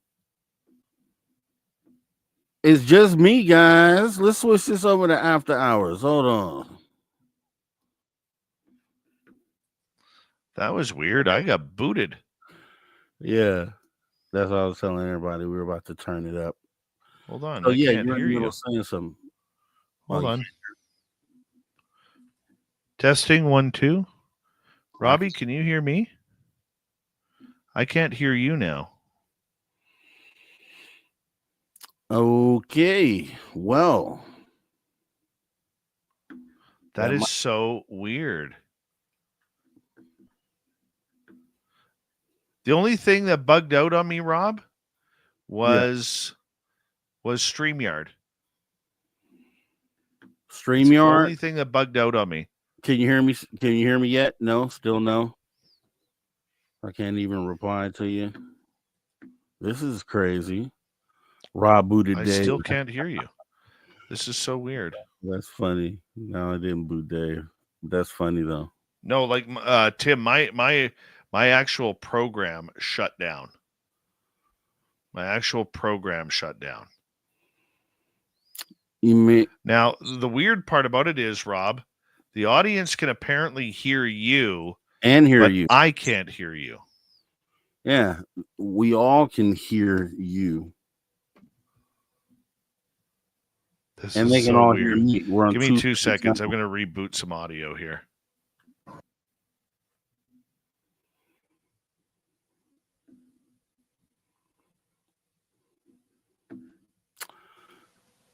All right. Okay, I can hear you. Can you still hear me? I can hear you. Can you hear me? Rob? Yeah, I can hear you. Okay, I still can't hear you. What the hell is going on here? That means you won't hear me play this. Conversations that move the needle. Conversations that move the needle. You're listening to After Hours with Mr. Rob G on the only place where you can own the night. Spaced Out Radio. Spaced Out Radio. You've tuned your dial to the right frequency. Rob, can you speak for a second? Yes, speaking. That is so weird. I'm not getting any audio. Hold on. I want to try something here. I'm not getting any audio from you. It's so weird. You know, that's probably, well, why am I even saying anything, right? Because what the hell do I do here? Let me put them on the line, guys.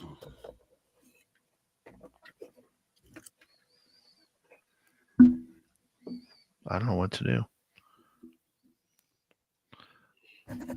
Wait, Dave. Wait 1 second, buddy. I don't know what to do. Should be it right there. You could hear that music?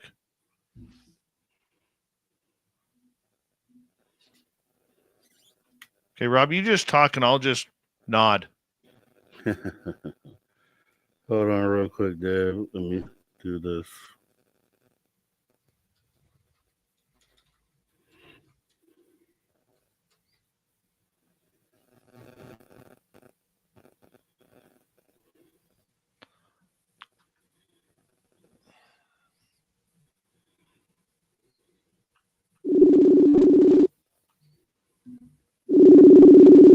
Hey, Sweets. Okay, hold on. See, let me meet you here.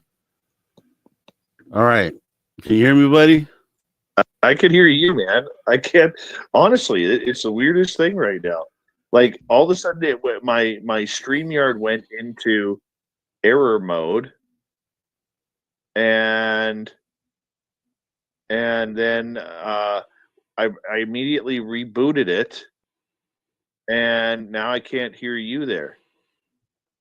Okay. Yeah. So we just did it. We just connected the dot real quick. So what you'll probably have to do is reboot your computer. That'll probably take care of it. You should be. But then good I'll to go. have to sign off the show. No, because if you rebooted this computer, I would still be here. Oh, that's right. Yeah. So did you go in under your StreamYard, or did you go in under the link I sent you? No, StreamYard. Yeah. Okay, so you got control right now. Yeah. Mm-hmm. So you can reboot and come back in, test it out if you want to run a test real quick. Yeah, I got to cut up all this audio first, but we should do that. Okay. You keep it going for a couple minutes here, and then I'll be right back. Okay. Yeah, definitely. I'm just going to sit here quickly, finish cutting the audio, and so you just take it from here. I'm just going to pull out of here like that, and then I'll let you know when I'm going to reboot. Okay. Okay. All right. All right. So this is the we can talk about whatever we want to part of the show. Dave Scott has left the building, so it is up to us to finish the show and bring this home. So let me see. Let's change studios real quick, because why not? All right, there we go. Feels a little more like at home. All right. Can we talk about liars? Okay, let's see. Let's do it. All right. So what do you want to talk about? Liars, Paul Demond, anytime.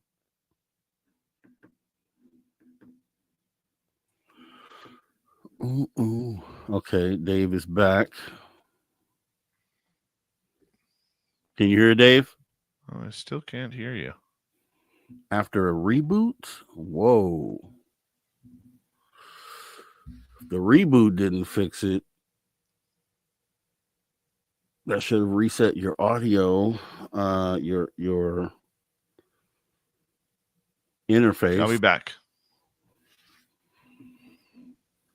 All right.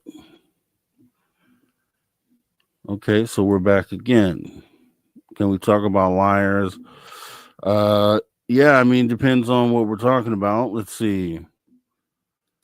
Moody Mungle. Finally, Dave's gone. We can finally admit how we really feel about hockey and football. Yes, true. Let's get it all off our chest right now.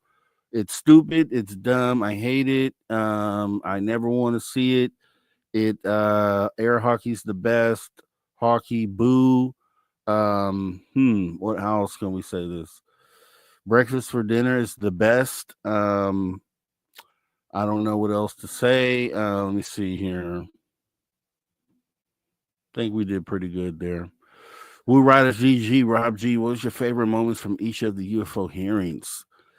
Man, I don't know if I could pick one out in particular. There wasn't like a moment, a particular thing that was said.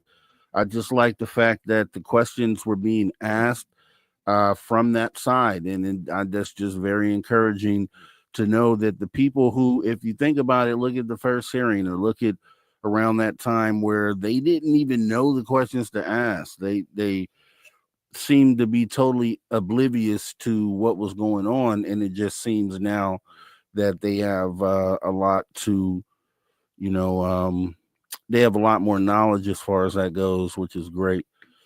So they know the questions to ask. Also, with the Arrow hearing, it was just more of the same for me, man. It was, it sounded like Sean Kirkpatrick, the same thing he was doing sitting in the seat. Except for he did mention a couple of sightings. Like, I think he said one that was like the size of 3 aircraft carriers or 3 football fields, maybe. I think that's what he said. And he was like, those we just can't figure out. We just can't figure those out. So, I mean, just admitting that there are very weird, not just things that might be other things, but things that are deliberately, definitely not something prosaic. Like if something that's the size of 3 football fields, what do we have, or what does anyone have that's that size? So for him to say that means they know then that they show, that there is a whole nother side to this as far as these UFOs. So that's, if I were just picking real quick, those would be the 2 parts of each hearing that I liked. Let's see. NFL Go Bucks hockey #1.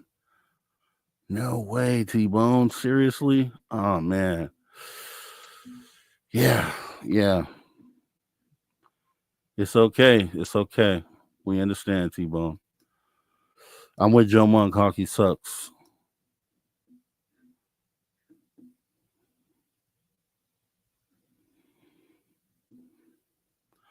It's oblivious that there is a planetary surveillance system. Okay. Yeah. I love hockey, but I'm Canadian. Got it.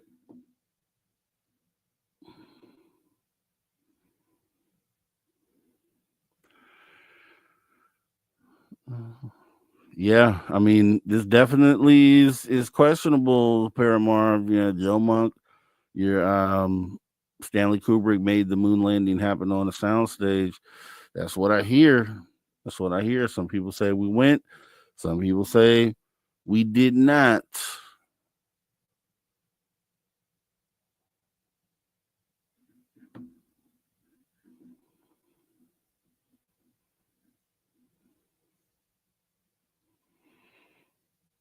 Yeah, they definitely abduct people. That's for sure. Definitely abductions happening.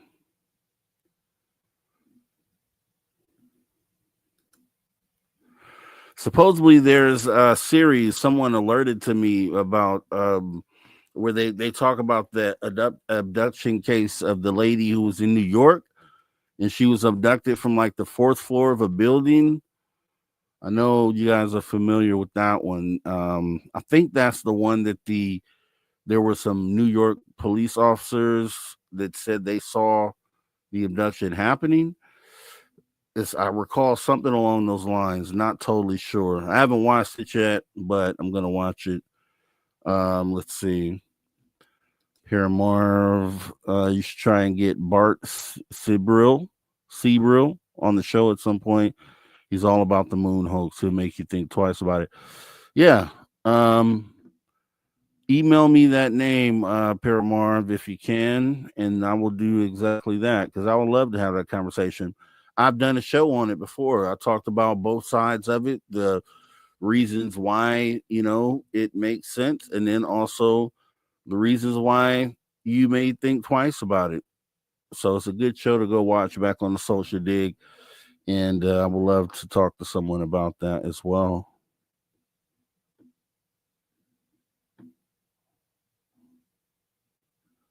Yeah. It's hard to say. I mean, and then what makes it more fishy is that then you have the whole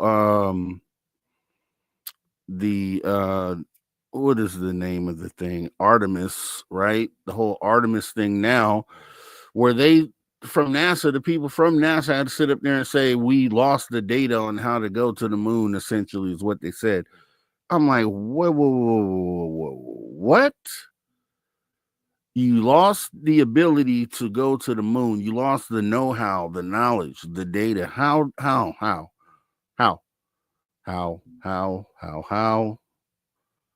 This doesn't make sense. So it sounds to me like the truthful statement would be you're trying to figure out how to go to the moon because you never actually went. And that's just kind of some of the things we end up talking about, right? Because at the end result, there are a lot of good, strong, compelling arguments to be made that we did go. There's a lot of different things. There is the orbiter that orbits the moon that takes pictures of the surface, and people have said you can see the moon landing sites on that. We had the Van Allen radiation belt where people said that we didn't make it because of that. So there's no way we could have gone to the moon. And Van Allen kind of wrote a note about that and kind of stated that you could get through that. Yeah, I think it was only like 15 minutes inside of that zone or something along those lines. I did a show on it and did a lot of research, so it'd be something good to go back and look at. But let's see.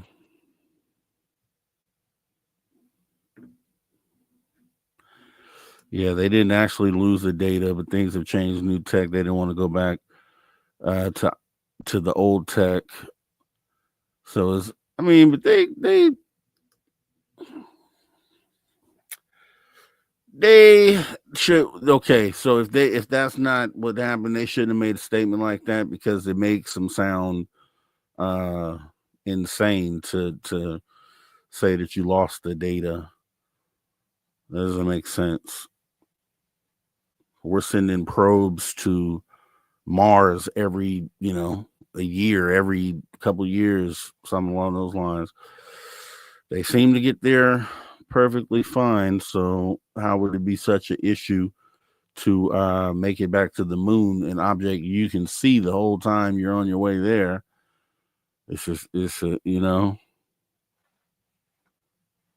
Yeah, nothing makes sense. Nothing makes sense at all.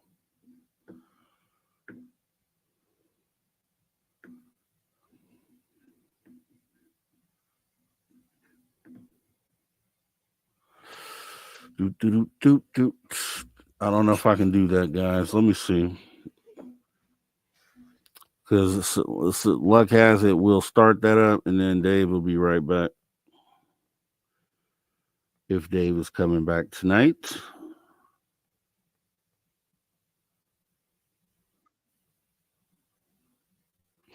Oh, there he is. Hold on. Can you hear? I can hear you now. Yeah.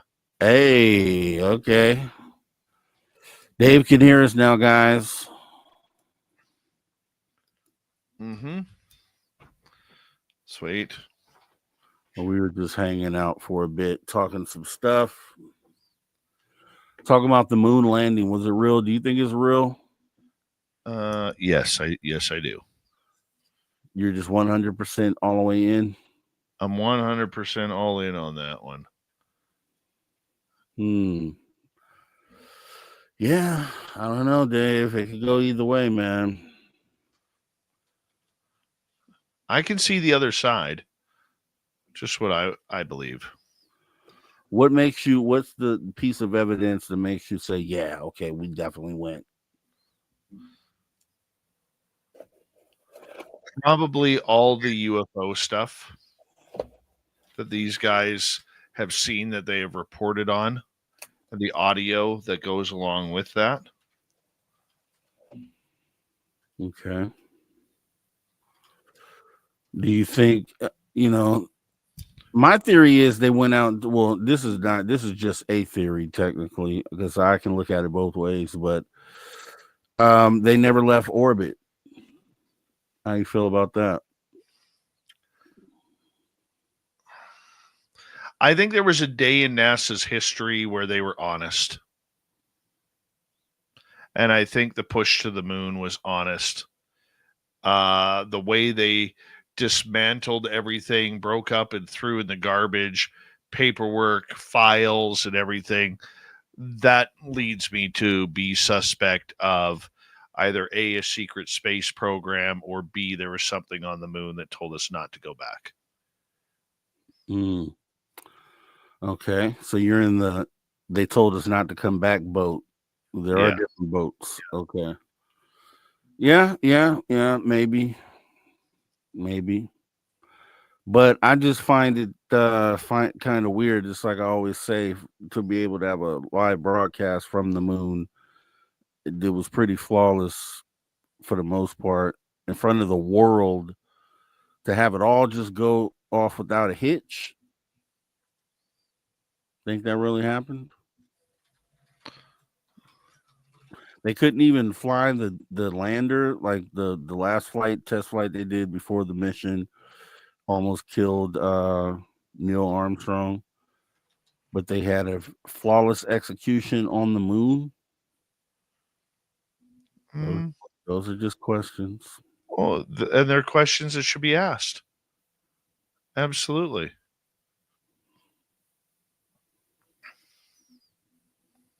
Absolutely.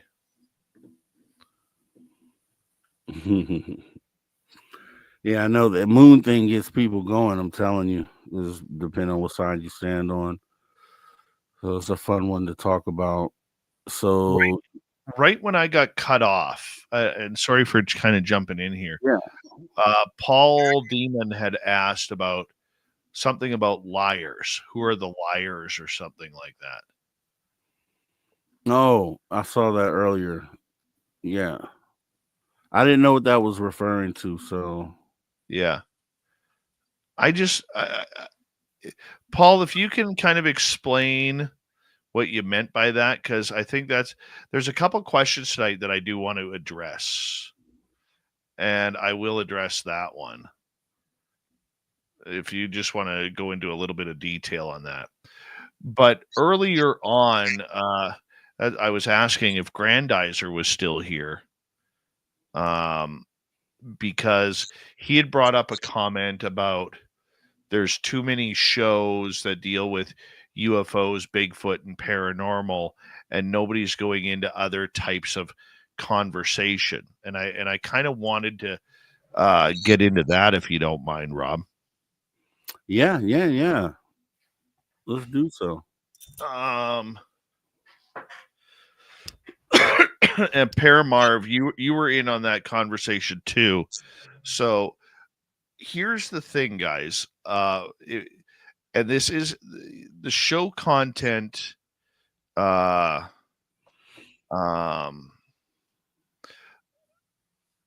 It comes down to ratings. Okay, whether you have a radio show like we do, or whether you have a YouTube channel or a podcast or whatever it may be, it comes down to ratings. And I can tell you, because Rob and I have had this conversation a few times over the last number of months, over the last year, our biggest ratings are when we do UFO shows, number one, cryptid shows like Bigfoot, number two, a distant three is paranormal, and anything else beyond that is an incredible distant fourth. And I like give you an example on our monthly guests. Would you guys believe that Geraldine Orozco is our lowest rated show that we do per month? Lowest viewed, lowest attendance in live. It's the lowest. Now, I don't understand that. I think Geraldine is brilliant. I think her message should be way up there. But it is a it is a it is one of those things that you have to play to your audience. Now, the question should be, where are people going to view this stuff? We can put out a show about Lou Elizondo, but because we aren't the best at understanding how YouTube algorithms work, our show doesn't get the hits as, say, someone else does who's figured out the algorithms. And that's kind of where it goes. I mean, there are certain topics I won't touch. I don't do weather patterns. I don't do HARP. I don't do a lot of scientific stuff. This is me personally, because I'm not a scientist. I don't understand it. Okay. I don't understand the topic. HARP or weather patterns, like the topic of Art Bell was brought up about how he was getting into solar flares and weather patterns and all this kind of stuff. Doesn't interest me, because there was a time when I actually tuned out Art Bell on Coast to Coast, because every time I tuned in, it was about solar flares and how the kill shot solar flare was coming and was going to burn up the planet. And that was becoming as frequent as we talk about UFOs. If I did a show on cybersecurity, probably would not get the ratings, because people look to us and our focus as being people who talk stories. And so I can't speak for every other show or podcast or YouTube channel out there, but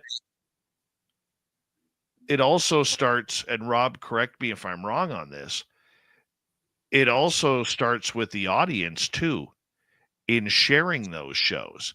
I mean, if Matt Ford does a show on something, there's a bunch of people sharing that. Our audience doesn't share the show, nor do I ask them to.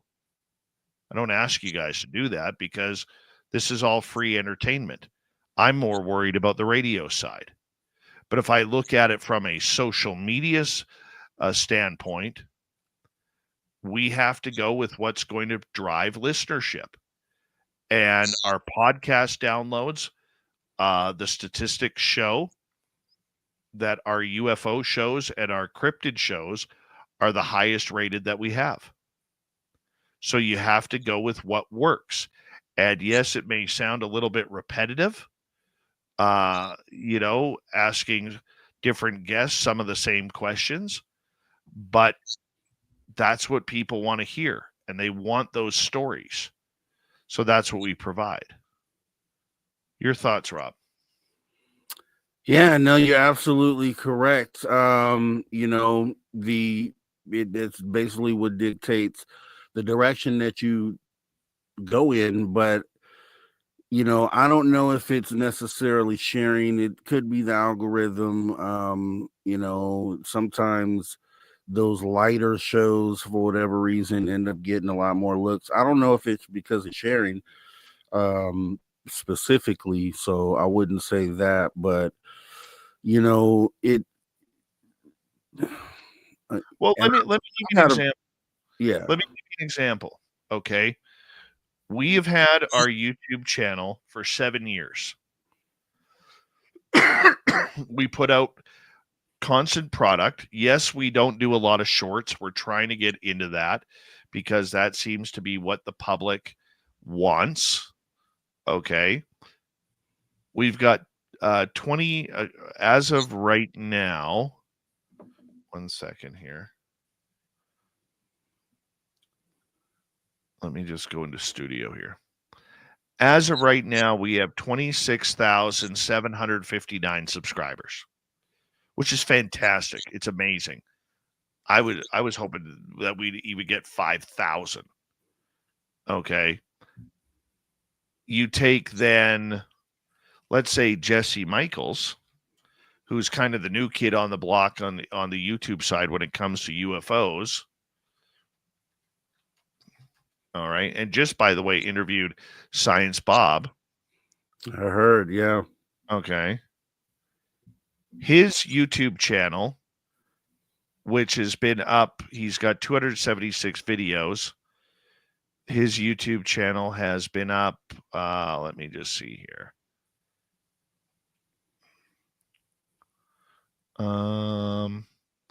3 years. 3 years. And he's got 245,000. Mm-hmm. Yeah. I mean, that happens. You could create a page of laughing cats, and that'll probably hit 1 million subscribers in no time. It's about, the subject matter. It's about how the subject matter is approached. We do long form content here. That's essentially what you get here at Spaced Out Radio. A lot of people like short form content, and there's different things that go into it, but it's huge. For our particular audience, it's like you said, we looked at the different types of shows to see which shows do better. And it is the spooky stories and the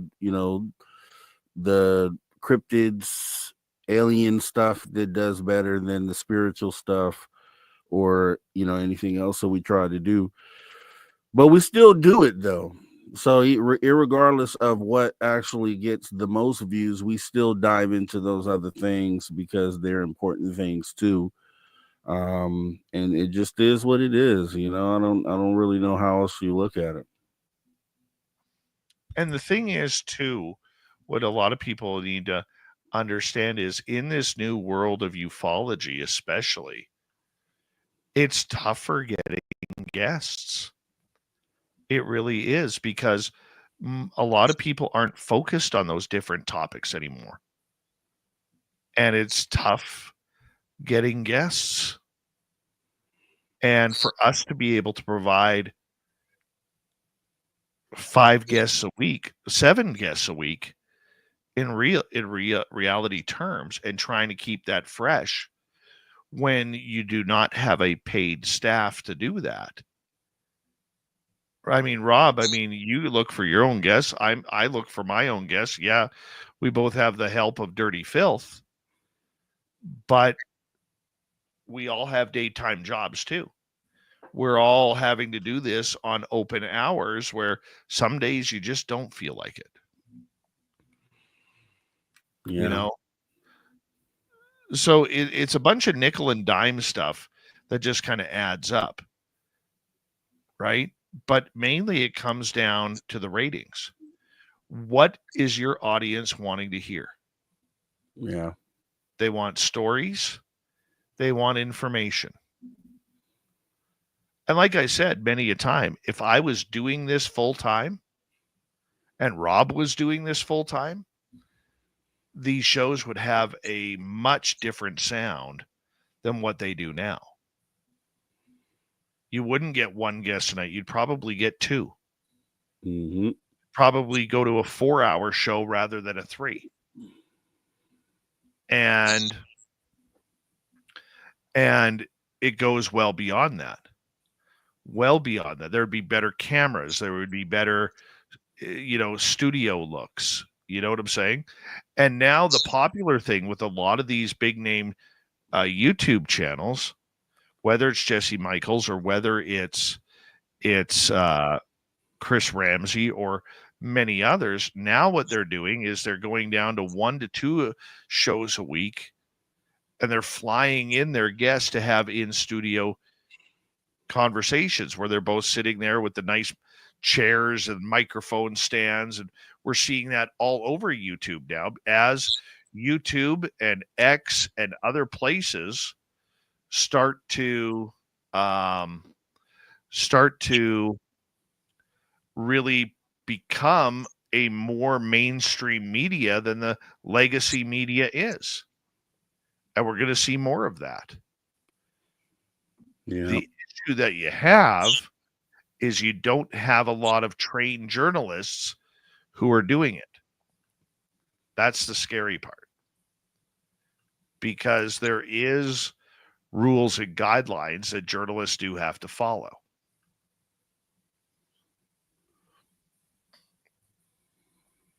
I mean, and I'll put this out there to our audience. If you have time and you want to join our team as a booking coordinator like Dirty Filth, and you're not helping other shows out, and you want to come in and help book guests for us, we'd take the help. We would. We would take the help. And maybe you bring new faces and new topics to the table. That would be great.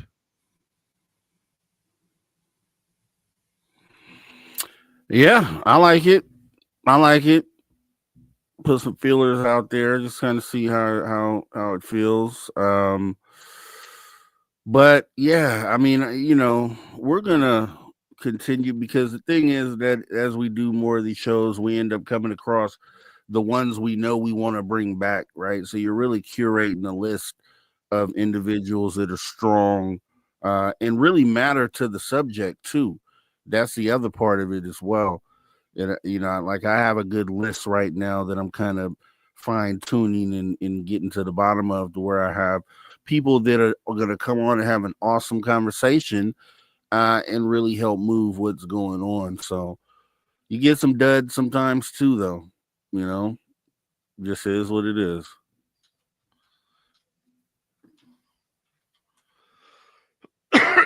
And to get to Paramarv's comment here, where he said,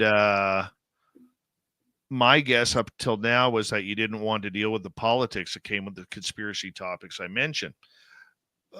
Conspiracy topics you have to be careful of, because since Google bought YouTube, they have gone on a major quest to eliminate conspiracy theorists from the channel. And being a small business that we are, we cannot afford to have our channel at worst case, a best case scenario demonetized, or a worst case scenario, our channel erased. Then we lose all of those shows. I mean, we'll never lose the audio version of those, but literally we would lose, hundreds of shows that, we haven't uploaded to Kick or to Rumble or any place like that, So there's more mechanics to it than anything. And the other thing with a lot of conspiracy shows is the people who are discussing them on podcasts are not the most credible people that I have found, because I used to do that. When I first started early, I used to do that. You would see like those pixelated Bigfoot, photos that we all hate, the blob squatches. Mm-hmm. Okay, that would be used in conspiracy videos too. I mean, my channel, here's an example. I used to do every couple months a show with who I called the King of Conspiracy, Dr. James Fetzer. I stopped bringing him on after he denied the Holocaust, and I just wanted nothing to do with that. Hey, Coop and Coop's Beard, how you doing? I wanted nothing to do with that. That kind of disgusted me. And 5 years later, our channel got hit with a strike against it because of that interview that was in our archives with Fetzer. 5 years after the fact, They hit us with a strike because of that video.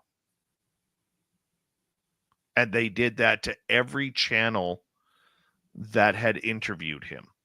Mm-hmm. And they wiped the slate clean of anything that he had done. Coop, that's okay, buddy. That's okay. You got to come around here more, Coop. But you know, that's one of the hard parts that we do, Rob. You know, is you have, I mean, like, give you an example. Give you an example. Sorry, I was just reading Tim's comment about Ryan Sprague got completely demonetized. Was that Ryan or was that YouTube? Because Ryan's never said anything outside of lying about being a journalist, which he's not. And I've talked to him about that. He's never said anything controversial. That surprises me. You know, but it is happening. YouTube has made things happen where, because they're in full control of what's going on. And I could easily turn this into a very political show. We'd lose our American listeners because I know nothing about American politics. I'd go into Canadian politics and do the odd UFO show. But I don't want to do that. I want to stick to what's fun. You know, and I have fun doing this. And we got great people like Rob and Tim and Terry and Kira and Kat and Dirty Filth, you know, that are all around.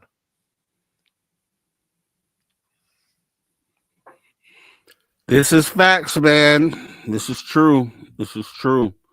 You know, let me ask you guys in the chat room. Okay. What topics would you want?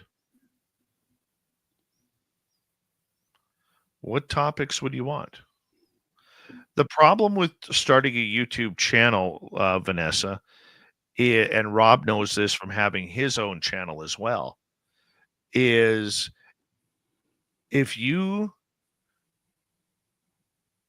have the time, every waking moment that you are not working to support yourself has to be spent on that channel. And it's more than just putting a show up. This is what a lot of people don't know. Okay. It's more than just putting a channel up or a podcast up on Spreaker. You need to know your social media. You need to know where people are interacting, whether it's TikTok, which we've kind of failed at, whether it's YouTube, Instagram, X, Facebook is Facebook. But that's kind of, you know, where it is.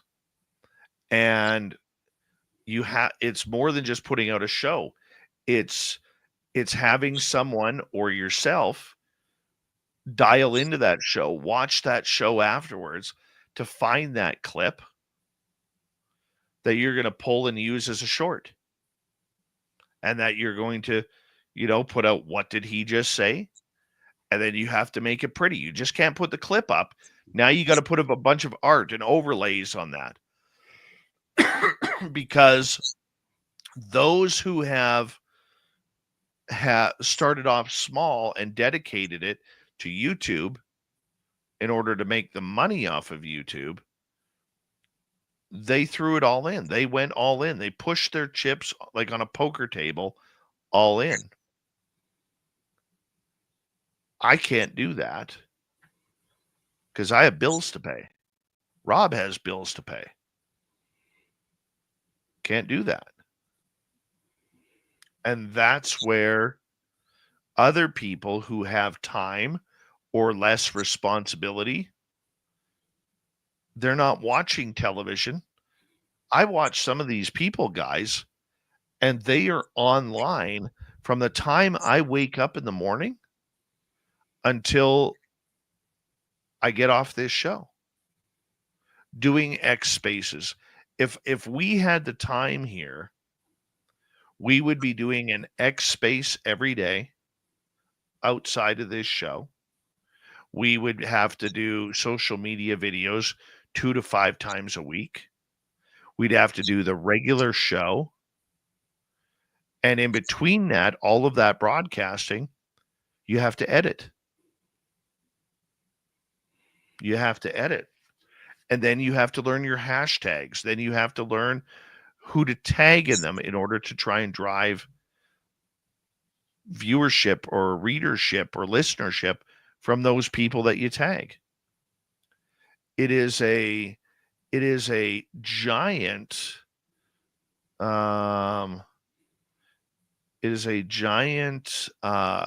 task that takes hours. I don't have those hours. Like, I'm sitting here talking, I should be in bed by now. Usually I am in bed by now because I got my first alarm rings at 7:00. Right? But I'm here explaining it because I think our great audience has a right to know.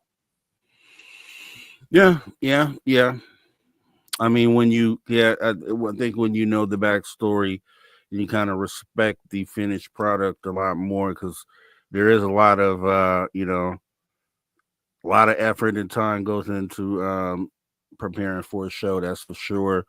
Getting in the mindset, the right mindset, all that matters, and it takes up a lot of your time. But when you do it because you love it, then it's not like work. It's not a job. So that's the payoff to it, is that when you love to do it and what you're doing matters, then you kind of find yourself not being able to step away from it, or and kind of just love the feeling that you get when you see the appreciation. So, but there is a lot of work that goes into it, for sure. We can do a show on the here. Okay, like, give you an example. We did what was considered, not by me, but by many others who came up to me, one of the best interviews with Lou Elizondo. And I think that interview has about 10,000 views. All right. Okay. And what is considered one of the worst interviews with Elizondo, now this is going back a few years, has like 89,000 views. Why the difference? We don't know. Hard to find out. Yeah, there's no way, really. Absolutely. It's all part of the game. Because it could be, it could be simply be the algorithm, because they do bury shows, man. I've seen them do it. Uh-huh. They bury shows the type that they don't want to support, so that happens. Absolutely. Like, if I go to our YouTube analytics, okay, and let me go to November.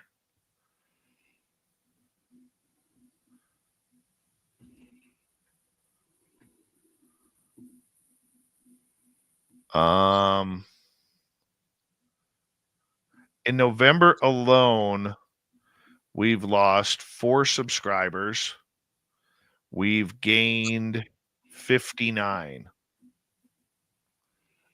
That's now, awesome. There was a point where, when the UFO topic started taking off in 2021, we were gaining almost 1,000 subscribers a month. Now, for a lot of channels, that's small. For us, that was massive. And then all of a sudden, we went from in a 3-month period, we went from averaging 300 new subscribers a month up to 1,100 subscribers a month. And then ASCAP hit us with a copyright infringement, started hitting us with copyright infringements on YouTube for Bumblefoot's music, even though we have permission. And we dropped right down to about 200 subscribers a month. How does that work? right? Yeah, I wish I could tell you, man. I wish I had it figured out. Yeah. And if I had the money, like we know it's funny because you get all these YouTube people where there's actually teachers on YouTube you can hire for like 5-10 grand to come in and they go over everything on your YouTube channel. And I know channels that have done that have actually put into place what they're doing and it's worked. Mm-hmm. But it comes down to time and when is it getting done? Who's doing it? Yeah. That's right. the thing. Yeah. Yep. That's the thing. But we it just takes more focus, right? Because when you don't have a whole huge team, then you have the individuals have to focus a little bit more. And that's kind of where we're at because, I think our product is good product. And I think for sure, if we do the work, then the results will come.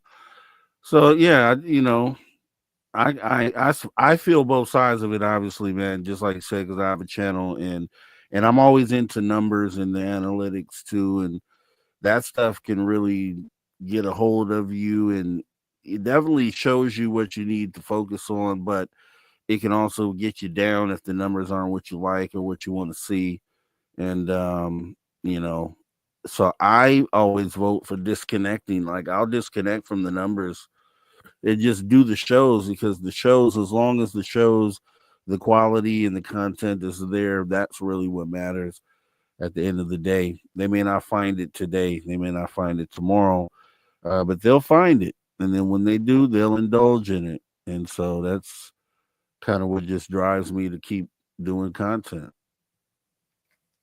Oh, yeah. And we'll keep pushing.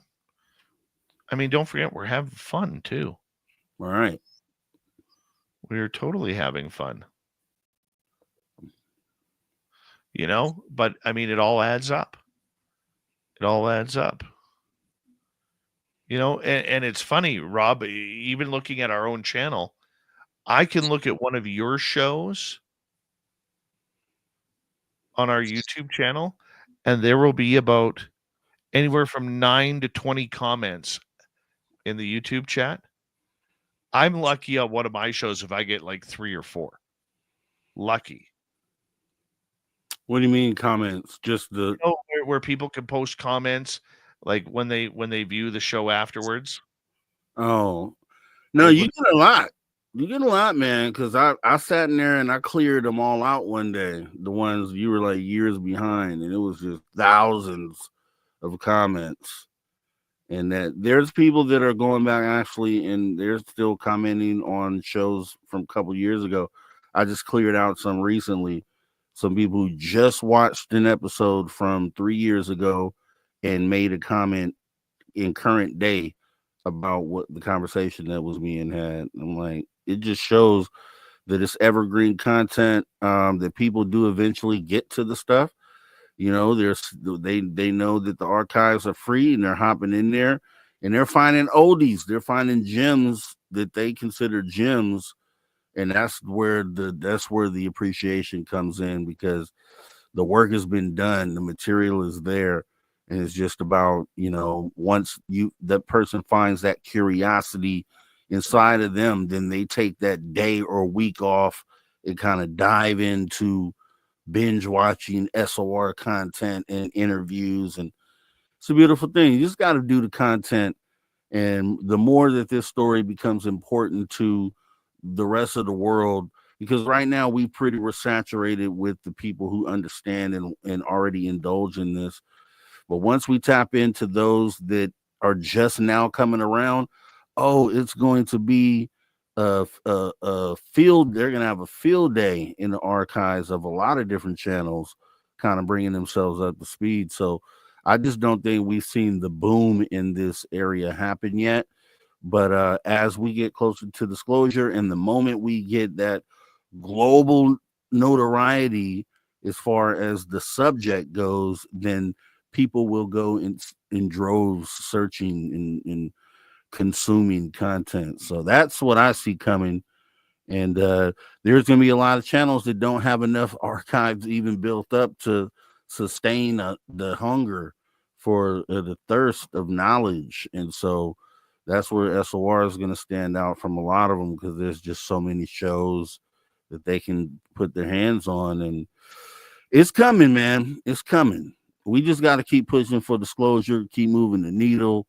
And then once they come, they'll dive in the archive and check everything out that we've done before. Mm-hmm. For sure, my man. On that note, I got to get to bed. I got to be up. As do I. You guys all have a great rest of your night, and I'll see you this weekend. All right. Tomorrow night on the show, I don't even have that up. We got a show tomorrow. It'll be fun. It'll be fun. Talk to you later, everybody. Peace.